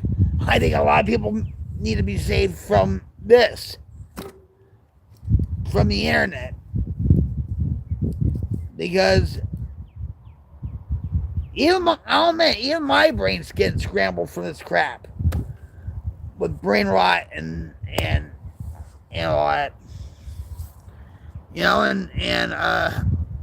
There's a video that was just put out a few hours ago by 60 Minutes Australia, and they were talking about how these kids, they're doing studies on kids' brains, and they're actually shrinking because of the scrolling, about the screen time and everything. And I think with Jim, I mean, he'll sit on in the chair with cats on him, and he'll just watch, the World of Drives videos where, and he'll put on his music, background music, and he'll pretend he's driving through the desert or whatever. And then he'll watch prepper stuff. Even before he goes to bed, he watches like New York Prepper before he goes to bed. And I spent a lot of time on here too. But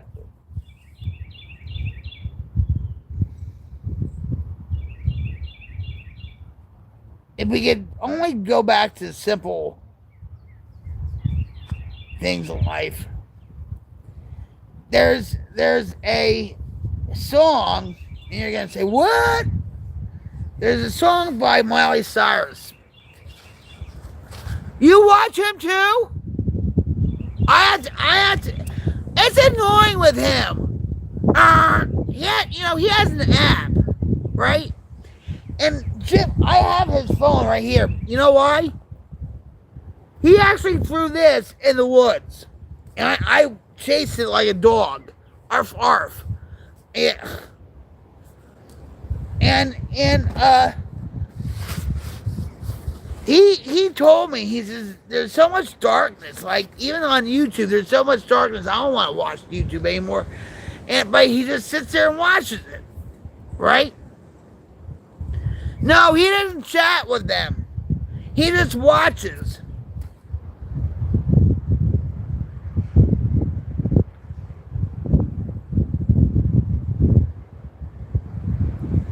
I hate. He has an app, right? And when it's like 11 o'clock or what, it's like, it's annoying.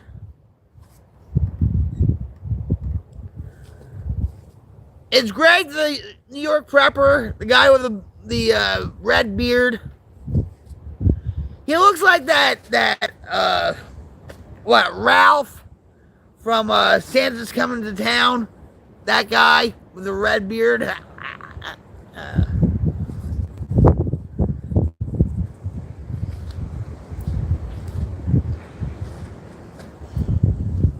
I think a couple of weeks ago he went to Las Vegas to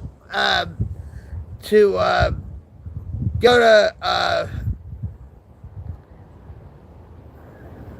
I think he went to Area 51. Like for what? Like you know.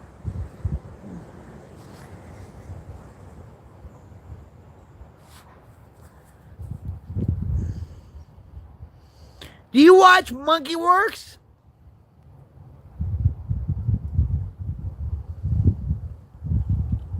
You watch Monkey Works? Have you tried his coffee?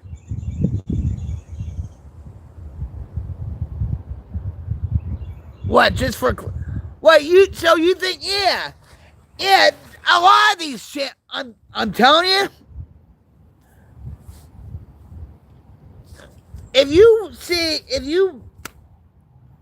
I should do this. I think he has the TV on now. I think I hear John Haller.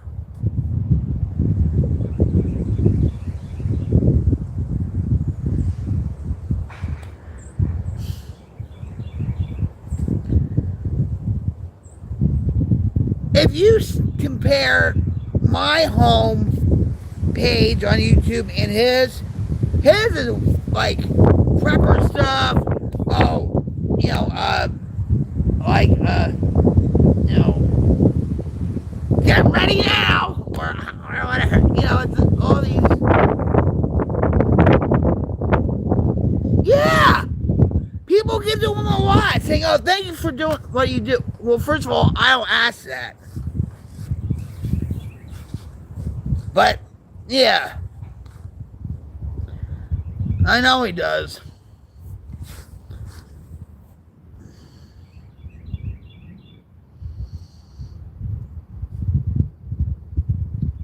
Does he have a job? Even Canadian prepper, you watch him? He's full of himself, this Canadian prepper. There's angry prepper. There's dog prepper. He watches all these prepper channels. I watch Appalachian Homestead, but I don't watch it that much anymore. But in the same thumbnail, yeah, in the same thumbnail every day for years. Sky's been falling a long time. Canadian prepper is full of it. I don't watch. And he said he's gonna move to the U.S. or something. He has a business. You know that, right? And he did a music video. You have to watch it. He did a music video, and he was drinking beer, and he was getting all like, oh, maybe he was I don't know. I think he was really drinking the beer, but I think it was Molson too. Yeah. Anyway, I hate him. I don't like him either.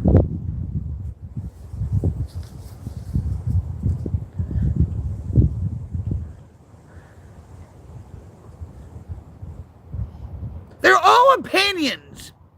He even says to me, well, they're all opinions, but.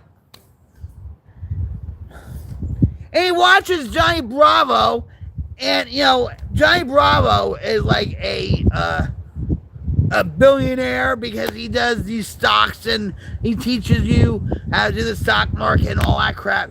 And he'll say, prepare now. Oh, get ready for the crash. Whatever. And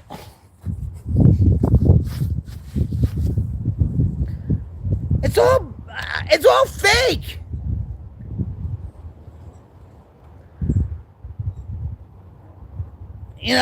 Yeah, you have to be informed, okay? Yeah, you have to be informed, but not to, and you wonder why people get depressed. Like with Jim, okay? And I love my husband very much.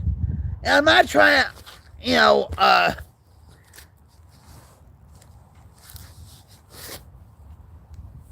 insult him. But I see how he gets.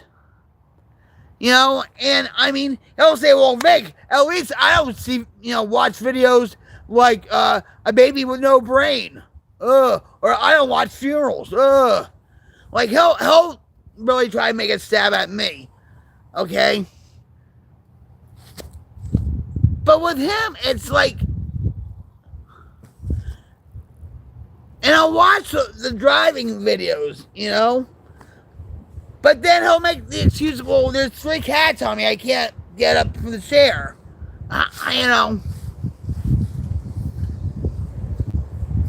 And sometimes when we get into arguments, I say, oh, yeah, the world's going to blow up tomorrow. Oh. That's how I get. Oh, the world's going to blow up tomorrow. Oh.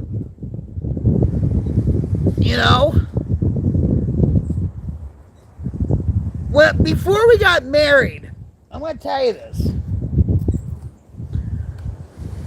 We met on Xbox. And I saw his profile, his biography. And he says, well, I'm a Jesus freak.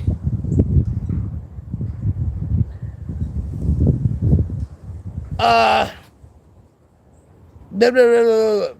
So right off the bat, I said, oh my God, he's a doomsdayer. Okay? And I saw, I don't know if you have it in Canada, but we used to have a show called Wife Swap. And there was this one show where this family, a mom and dad and 2 kids, 2 kids, they were like extremists with prepping. Okay? Like they would wake up their kids during, the week where they had school. They would have the alarm set at trading spouse, yeah. Well, it's Wife Swap here. And so at 12 o'clock on the dot, the father sounds the alarm, and these kids had to put on all the hazmat gear, the gas mask, and they had to walk out of the house like, I'm like, it's weird. I felt sorry for the kids. But I said, this guy's a doomsdayer. He's not that extreme, okay? He's not. You have to at least have, some food in the pantry, emergency food and all that stuff,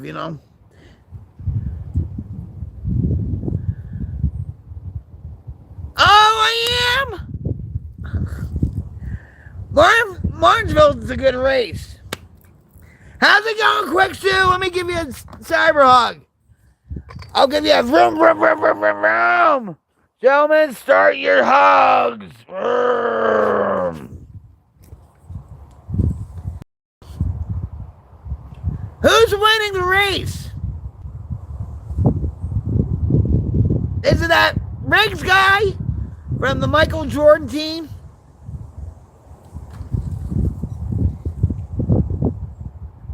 I like Bristol. I'm going to tell you, quick Sue, I don't watch NASCAR that much. You know why? You know what that is? Because it's woke. And Bill France Jr. is, and he's a pillhead too.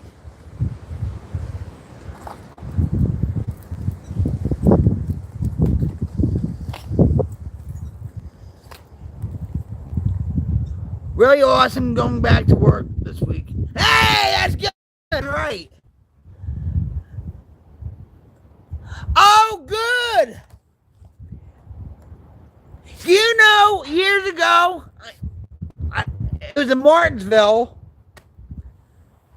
and he won Martinsville. This is back in 2009 or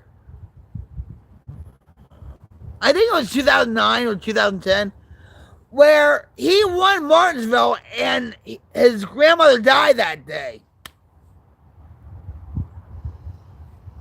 I love him. I feel bad for him. His father died in a house fire, and his mother's really bad off.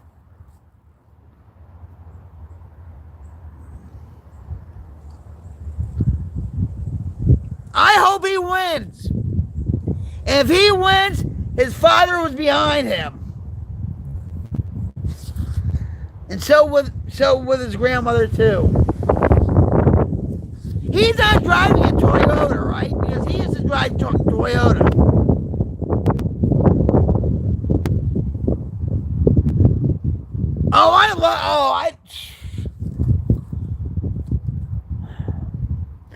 Those were the days, Quick Shoe. Those were the days. I mean, when I first got here, back in 2017, I wanted to go to like Texas Speedway or Kansas, but he's not into racing and stuff. And it seems like every year they change the rules and all this other crap, and it's just it's getting too expensive now. We do have a home track in Sapulpa, and I think somewhere else around here. And I'd rather go to home tracks than go to Texas Speedway, Kansas Speedway. You know what I mean? Too much controversy there. And when Smoke left, I left. Now Smoke is drag racing with his wife, and now he has a baby. I'm like, my mind's blown with that.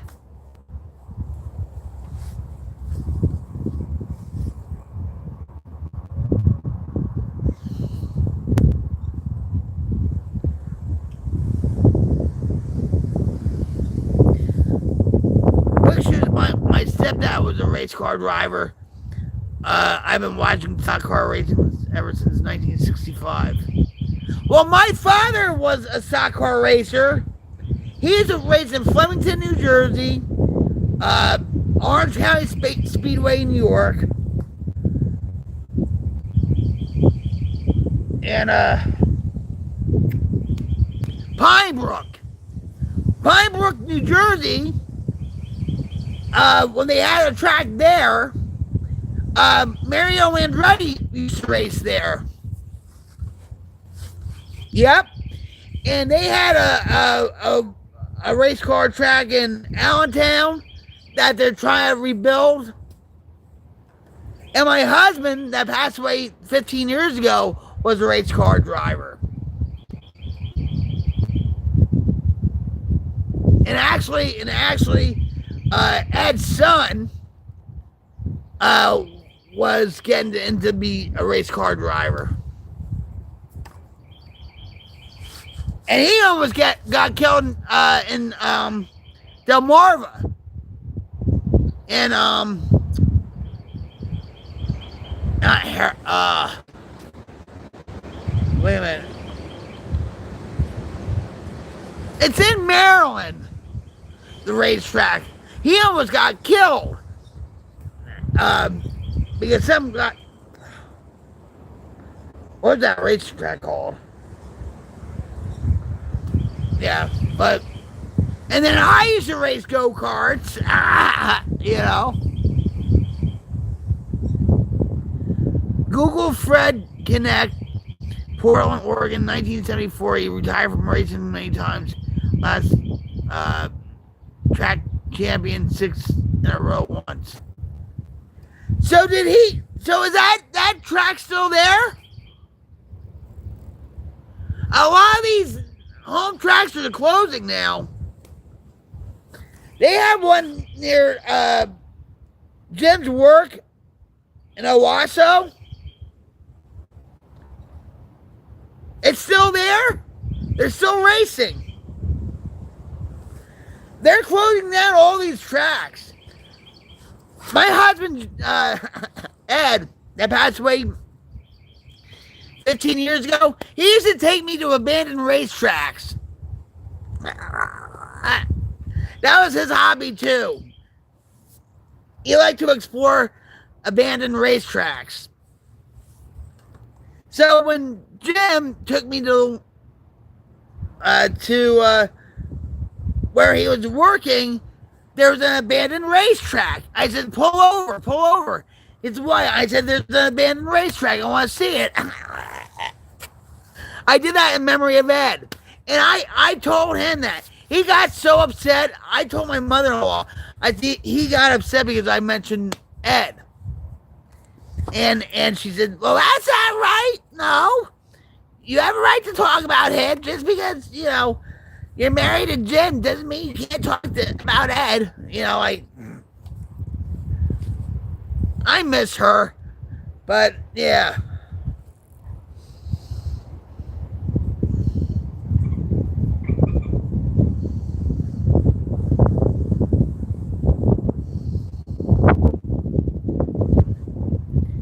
It's a lot more fun now to go to home tracks. It's less expensive. It's more of a community where everybody knows each other. It's not like, you know, if you go to Pocono Raceway or the Monster Mile in Delaware or Daytona or Daytona. Well, wait. We used to get the same seats at Daytona, and it was at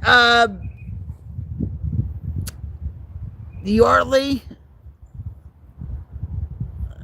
section. It was like right where the start and finish line was.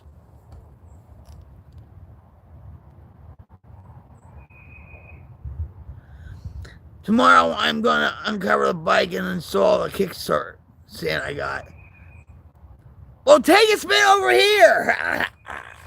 Hell with work. Come over to Oklahoma.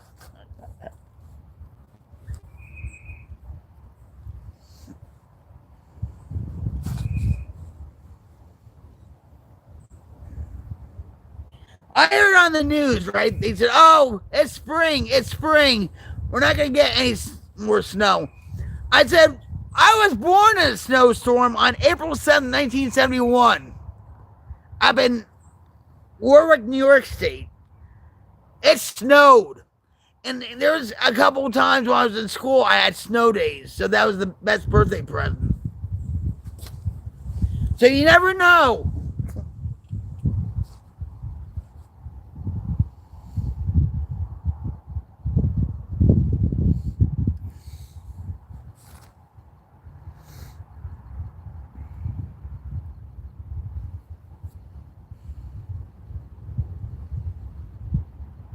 What lap is it in Martinsville right now?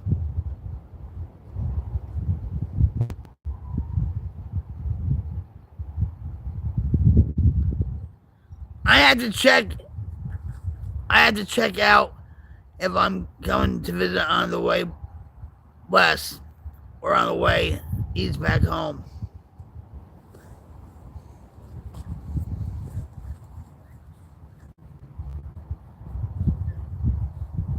You and I can take a spin. I'll take you to tall grass.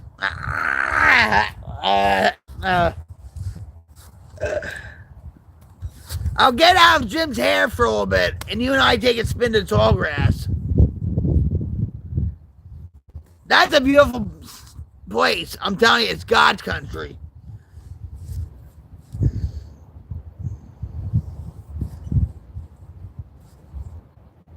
Or we could just go to a local rib joint.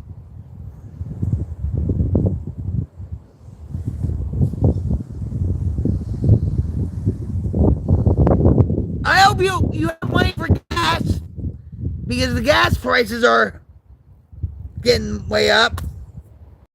It's ridiculous.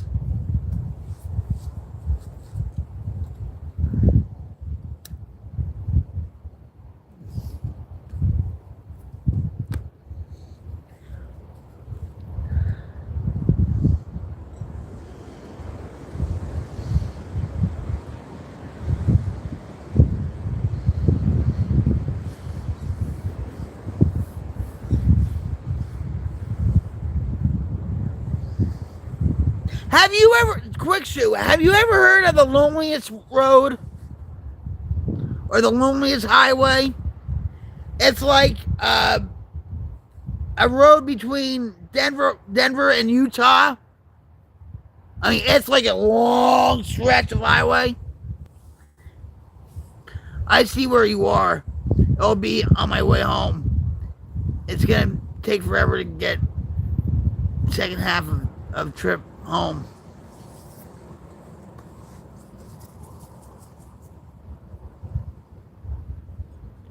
Well, if you can't, you can't. But hey, come on. It'd be fun.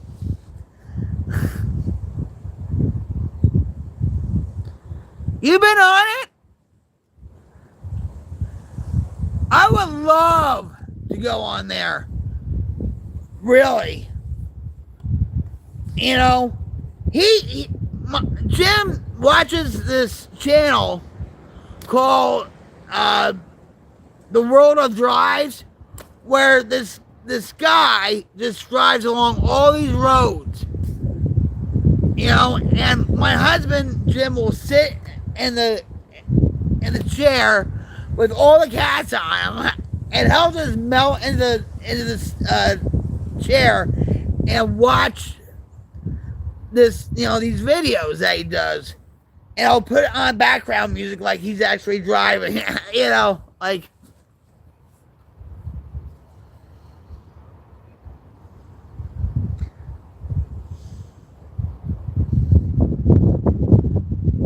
Yeah.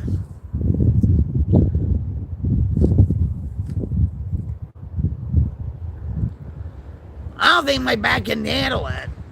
See, see, it all has to happen when my back is good. You know, when my back is terrible and my back pain is like, you know.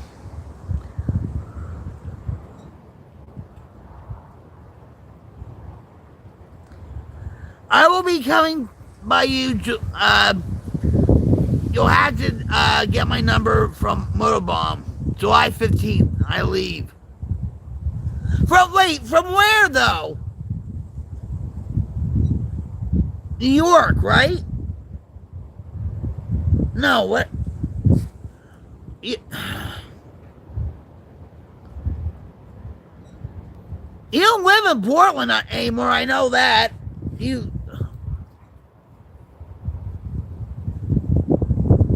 Yeah. See, I was right. I was born in Warwick, New York State. I told you that. In Orange County. My father actually set up the ambulance squad in Upper Greenwood Lake.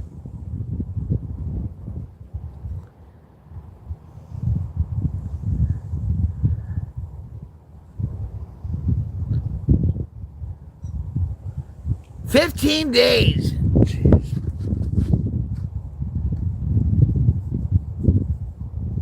You better have money for gas. I'm telling you. Even gas around here is expensive.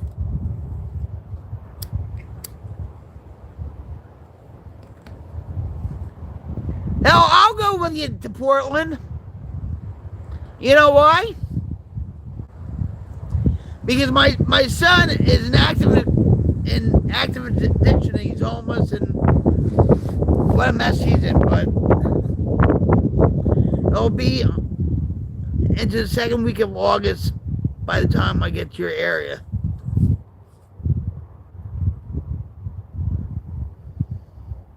Well, we have to think of something, huh?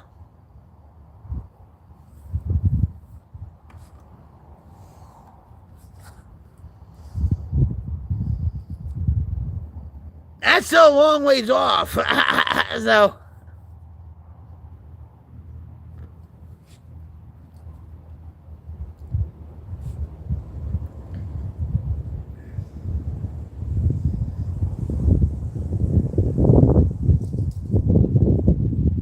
yeah, but you said you were gonna go with somebody, right?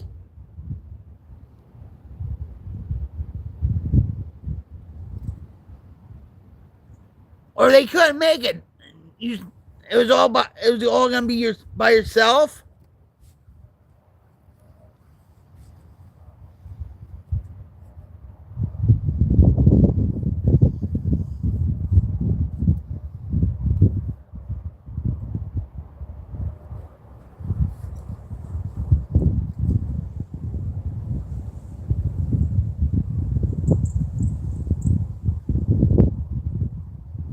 My daughter and her boyfriend drove from New Jersey to Portland. I don't know how the hell they. That's another story in itself.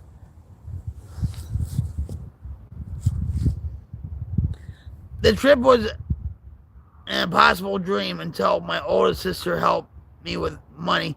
My neighbor might go. I don't think so.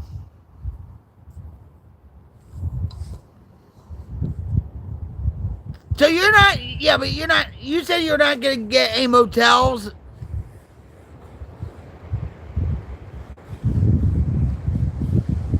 I think for you, Quick, I'm going to tell you this. What you're doing is like a spiritual experience.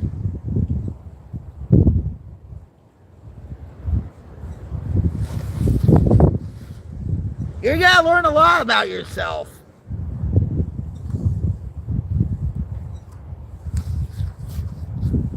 Even though you think you know yourself, but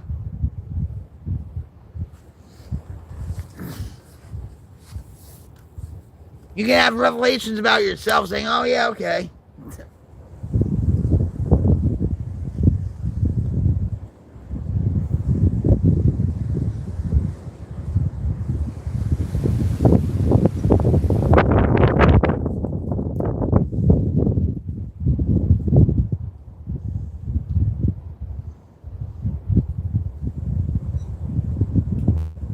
Are your two brothers buried in Portland?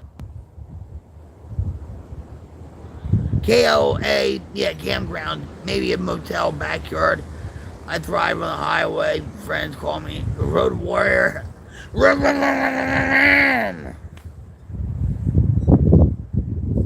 that in the back of your helmet. I'm the road warrior.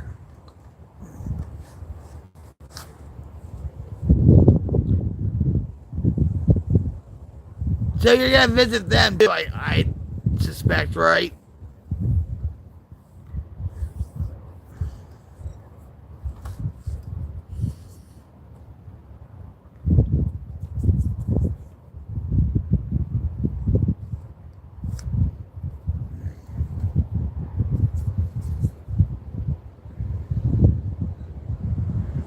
Are you let me ask you this.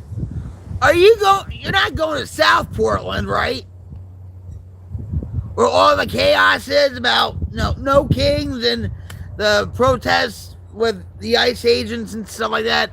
You're not going in that area, South Portland, right? You're not, right?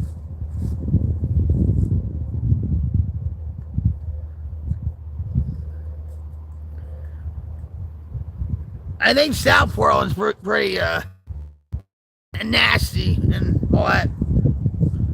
I'm going to the St. John's Bridge over the Willamette River in Portland, Oregon, our special place where I buried my friend's ashes.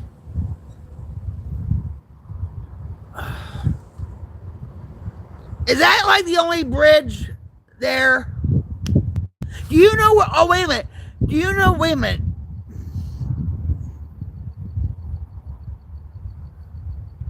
My sister lives in Beaverton. Nephew lives in Southeast Portland. My son, hold on. Maybe you know where this is. My son at one point used to live in Canby. Do you know where that is? Of course you do. I mean,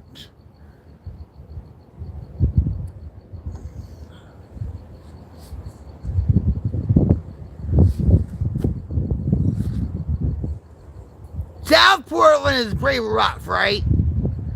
That's where all the tweakers are and all that.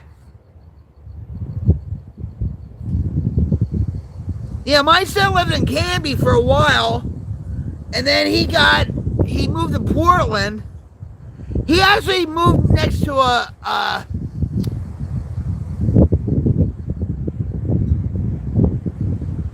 it was a bar, right? But it was like a goth bar, like right next to his apartment complex, or no, building.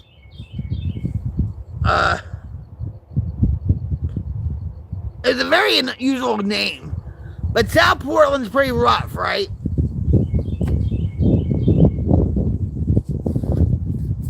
That's where my son is. He's homeless.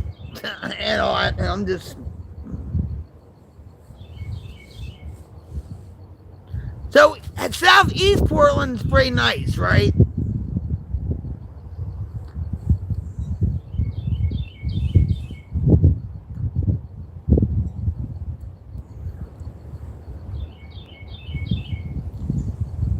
Hey, T, what's up?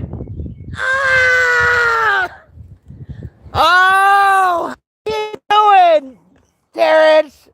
How's Pops? I hope you told him congratulations from me. Oh shoot. Oh,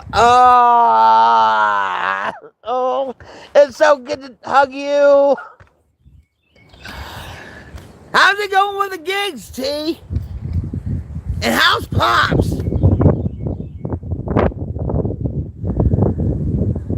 I love you. I love you, Terrence. I love Pops too. I'm so happy for him that he's whacking balls again. Well, you know what I'm talking about. I did. He's doing too well. He has more of a social life than me. Well, you work a lot, right? Let me ask you this, were you his best man at his wedding? I forgot to ask you that.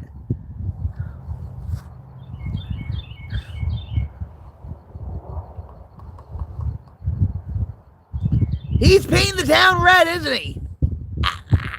He's cutting up the rug, right? Dancing and all that. I was. It was just 8 small. Well, when we got married, I didn't have any of my family here. It was all his family and his co-workers. And what I did was I got a bouquet of roses and I put it on the front bench You know, it was just as nice. And I got candles for everybody, like for keepsakes.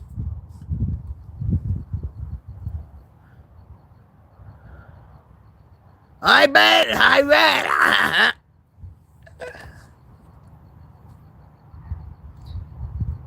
And actually, his coworker Ronnie took a lot of pictures for us, and I don't use Facebook anymore. I deleted all that crap. But I was sending messages to Ronnie, right? And the emails would come back. I'm like, what's going on with that? So I looked up Ronnie, and we just found out he passed away about a year ago, maybe. And he was an alcoholic, okay? He used to call us. He knew I was in recovery.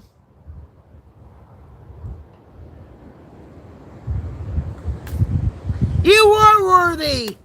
You are. You are. And you're so blessed with your family, Quick Shoe. God bless you. God bless you and your wife and your family.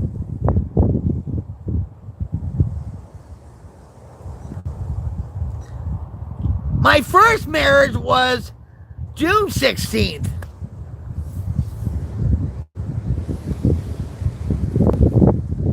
But my marriage to... Here, wait. I had the Bible. This is our family Bible we got when we got married here in Tulsa. What are you making me, T? What are you making? Don't leave me without telling me. I love you, Terrence. You know that. You're my brother.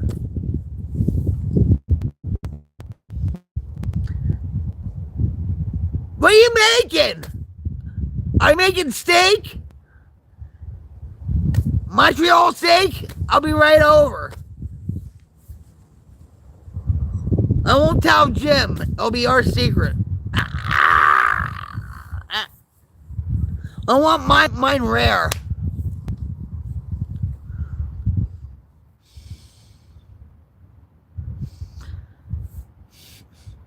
Tell Pops I love him, and I'm going to give him a hug.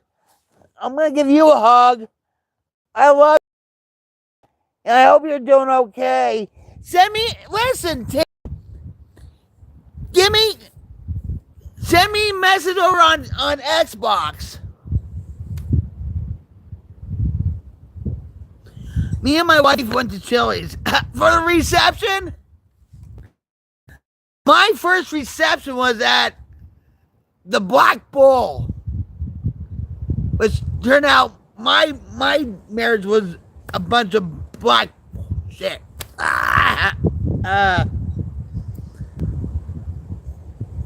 Yep. The Black Bull in Denver, New Jersey. That was the sign right there, right? Have it there. My reception, the Black Bull.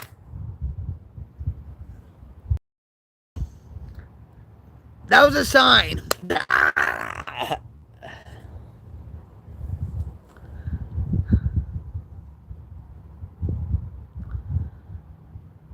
What are you having for dinner, Quick? You firing up the barbecue? Put some ribs on. I'm going to tell you something, and you're going to think this is really weird. Since I've been married to Jim, right? Get this. Now, you think a man from Oklahoma, born and raised, would know how to barbecue. He doesn't know. He doesn't even know how to make a cup of coffee. What the?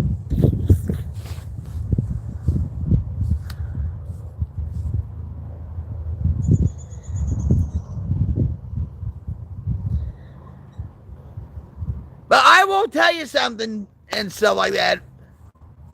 He's been doing most of the cooking. Okay? He's learning. But he's learning, like, he'll make, like, pasta, macaroni and cheese, and he'll put, like, he'll put canned chicken in it. Whatever. Listen, I'm grateful that I love to cook. I can't cook because of my back. I can't stand up for more than 5-10 minutes before my pain level just shoots up to like 1,000%. I can't do it. But he does cook, and he tries, and he does things with the air fryer most times, because that's his thing. I don't do the air fryer because it's all in one thing. It's like a roaster, like an oven, a microwave, and an air fryer. So it's like 3 in 1, and I hate it. But he tries, and I had to commend him. Even though he doesn't know how to make a cup of coffee and stuff, but and he uses canned chicken, and he uses Rotel. Well, I use Rotel too in macaroni and cheese and stuff. But how I make my macaroni and cheese is with ham, like ham steak. You chop it up, macaroni and cheese, and then you put broccoli in it, or peas, or something like that. I know how to cook. He knows that. I don't even ask him. I said, do you remember I made this for you? Like, say, chili Frito pie casserole. It's like, no. I'm like, what do you mean, no? Well, that was a long time ago, Vic. I'm like, no. Wait, what?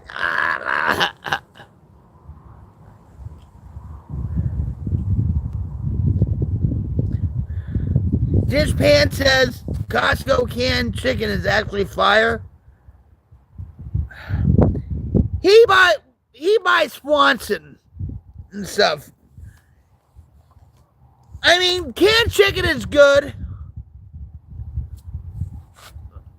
for, like, if you rinse it out real good so you don't get the tinny taste to it. But men, come on, men just dump everything in without straight. He'll squeeze the can, right, to get the water.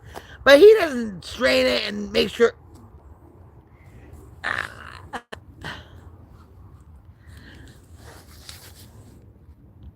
He'll make chicken burritos too with canned chicken. I make like chicken salad. With this chicken salad. Like tuna fish salad on your sandwich or whatever. But yeah, we have so many cans of canned chicken. You talk about prepping? Oh my God. We have so many cans of chili and canned chicken. And he'll buy the small pouches too. Like, I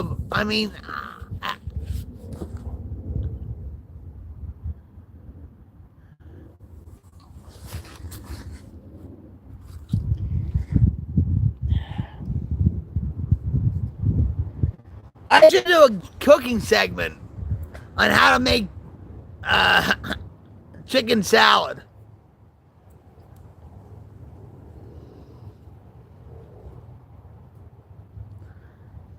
The right way, too. The right way. Not how you guys do it.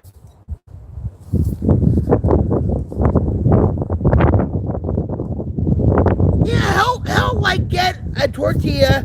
He'll put the chicken, then he'll put the cheese, wrap it up, put it in the microwave and stuff.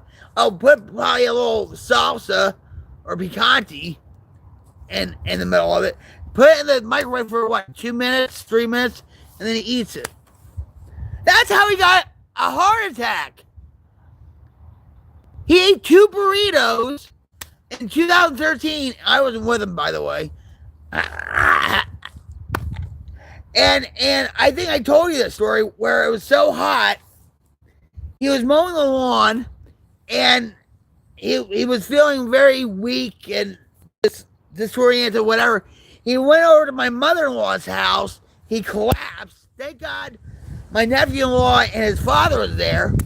They called the ambulance. He had a heart attack. You know why? Because he ate 2 burritos from the American diet.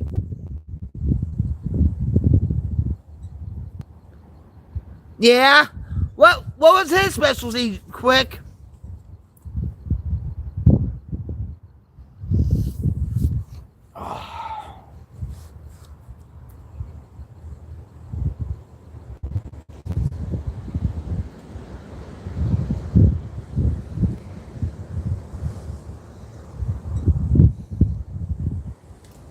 I miss cooking. You know, like the other day, I was thinking about, like, smothered pork chops, with gravy and, like, with caramelized onions and mashed potatoes and peas and have a cucumber salad with it, and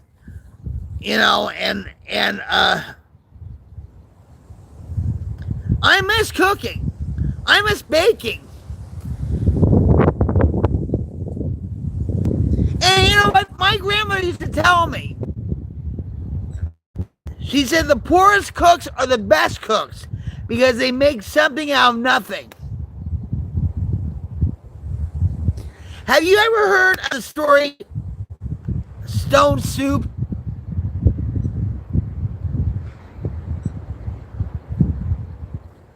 Look that up on the internet. Stone Soup. It's a short story.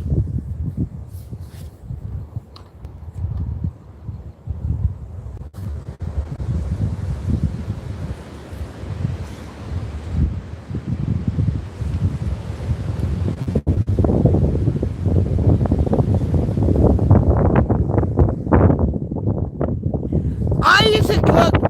You can ask him this. I used to cook for 2 days for every holiday, and like for Christmas Eve, I would have a big spread of like puff pastries and finger foods mostly, right? But for Memorial Day, when his mother was still alive, I would cook ribs and all that stuff, and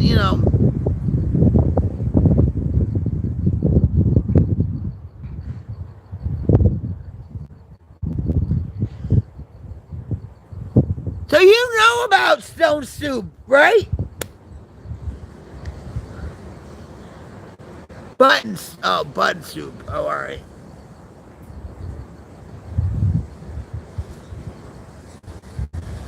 Yeah, my grandfather, when we had spaghetti, my grandmother would make him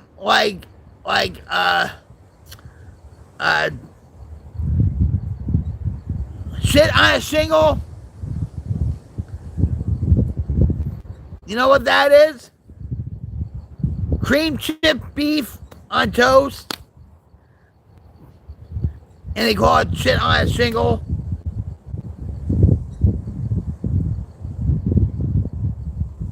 Yeah.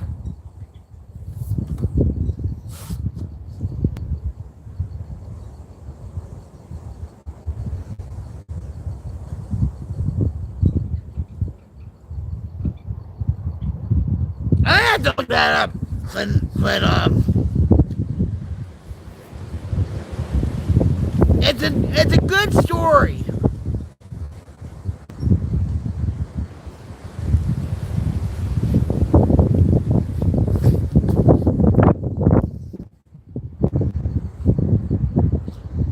It's not like today's for kids. If you know what I'm talking about.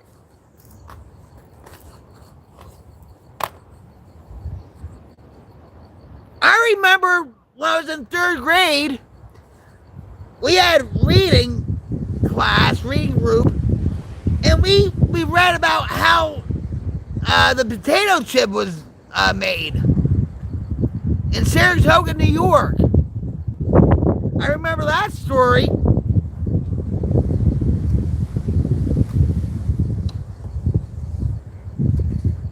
the salesman wanted French fries or whatever, and so this Indian, I forget his name, sliced. It was a mistake. The one of the potato slices fell in the oil, so he served the salesman these chips, right?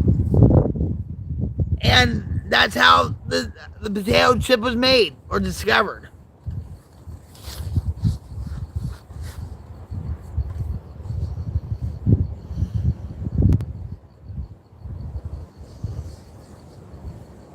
But my grandfather was not like a big possum fan. I love you, Quick Shoe. I love you. I hope Denny Hamlin wins. I hope he wins. I love you, okay? Thanks for dropping by. And you rock, Quick Shoe. You road warrior, you.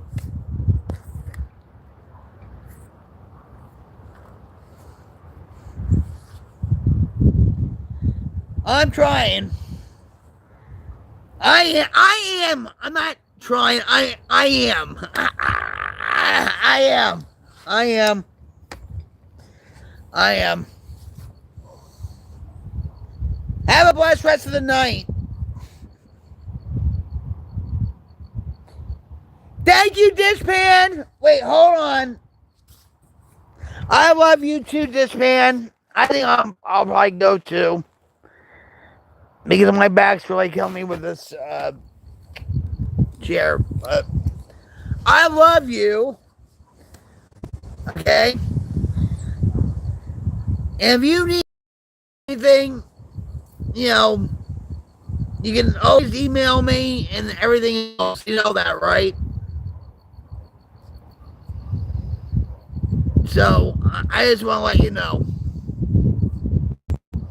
That's the same with anybody here. If you're struggling with drugs or alcohol and or mental illness, life's dragging you down, if you really want to talk to somebody, just put urgent in the comments below a video or a short, or even like email me. I have my email in my bio.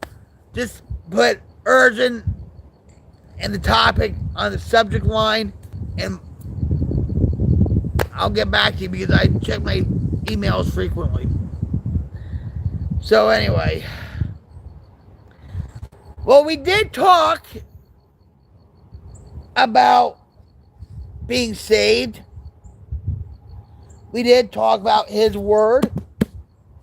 Maybe not as much, but at least we did talk about it a little bit, you know, and I don't know why I was so nervous in the beginning. I talk about everything else, and a lot, so I don't know. But all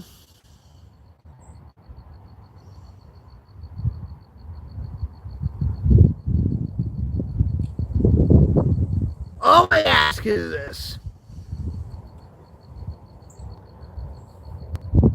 be a good human being. Put the word human back into humanity. Do some random acts of kindness for people, like maybe for your neighbor, maybe for your loved one. It'll make you feel good about yourself. To somebody.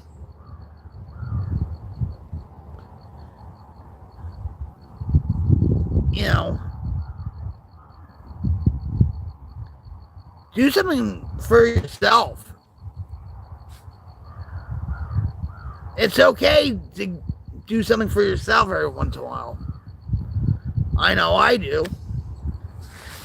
You know. Put the phone down.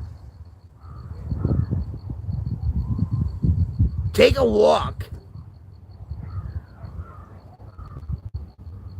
You know. Just take a walk and just sit down somewhere, close your eyes,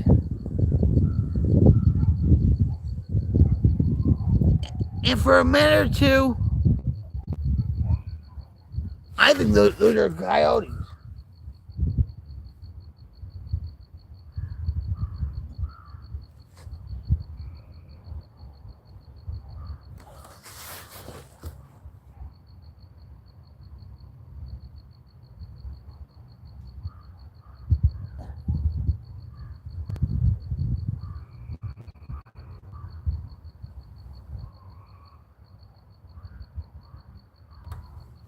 I swear I heard coyotes.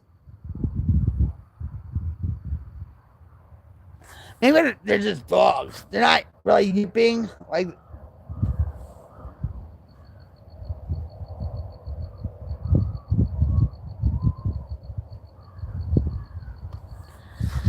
yeah. That would be something that they were stalking me and all of a sudden, ah!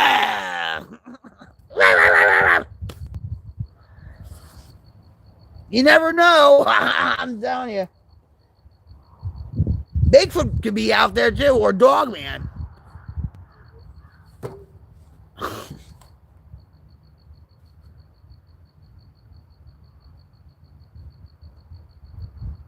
I had Jim Man living in the house with me. I'm just, Anyway, guys, just be a good human being. Be kind. Show love. Show understanding. Reach out to somebody that you haven't talked to in a while. Help somebody in need. It'll make you feel good about yourself. And then what you do for that person, they pay it forward to somebody else. It's like a domino effect. It's not that hard to do, guys. It really isn't. So, I love you all. Thank you for being here. I appreciate each and every one of you. Just by being here is enough.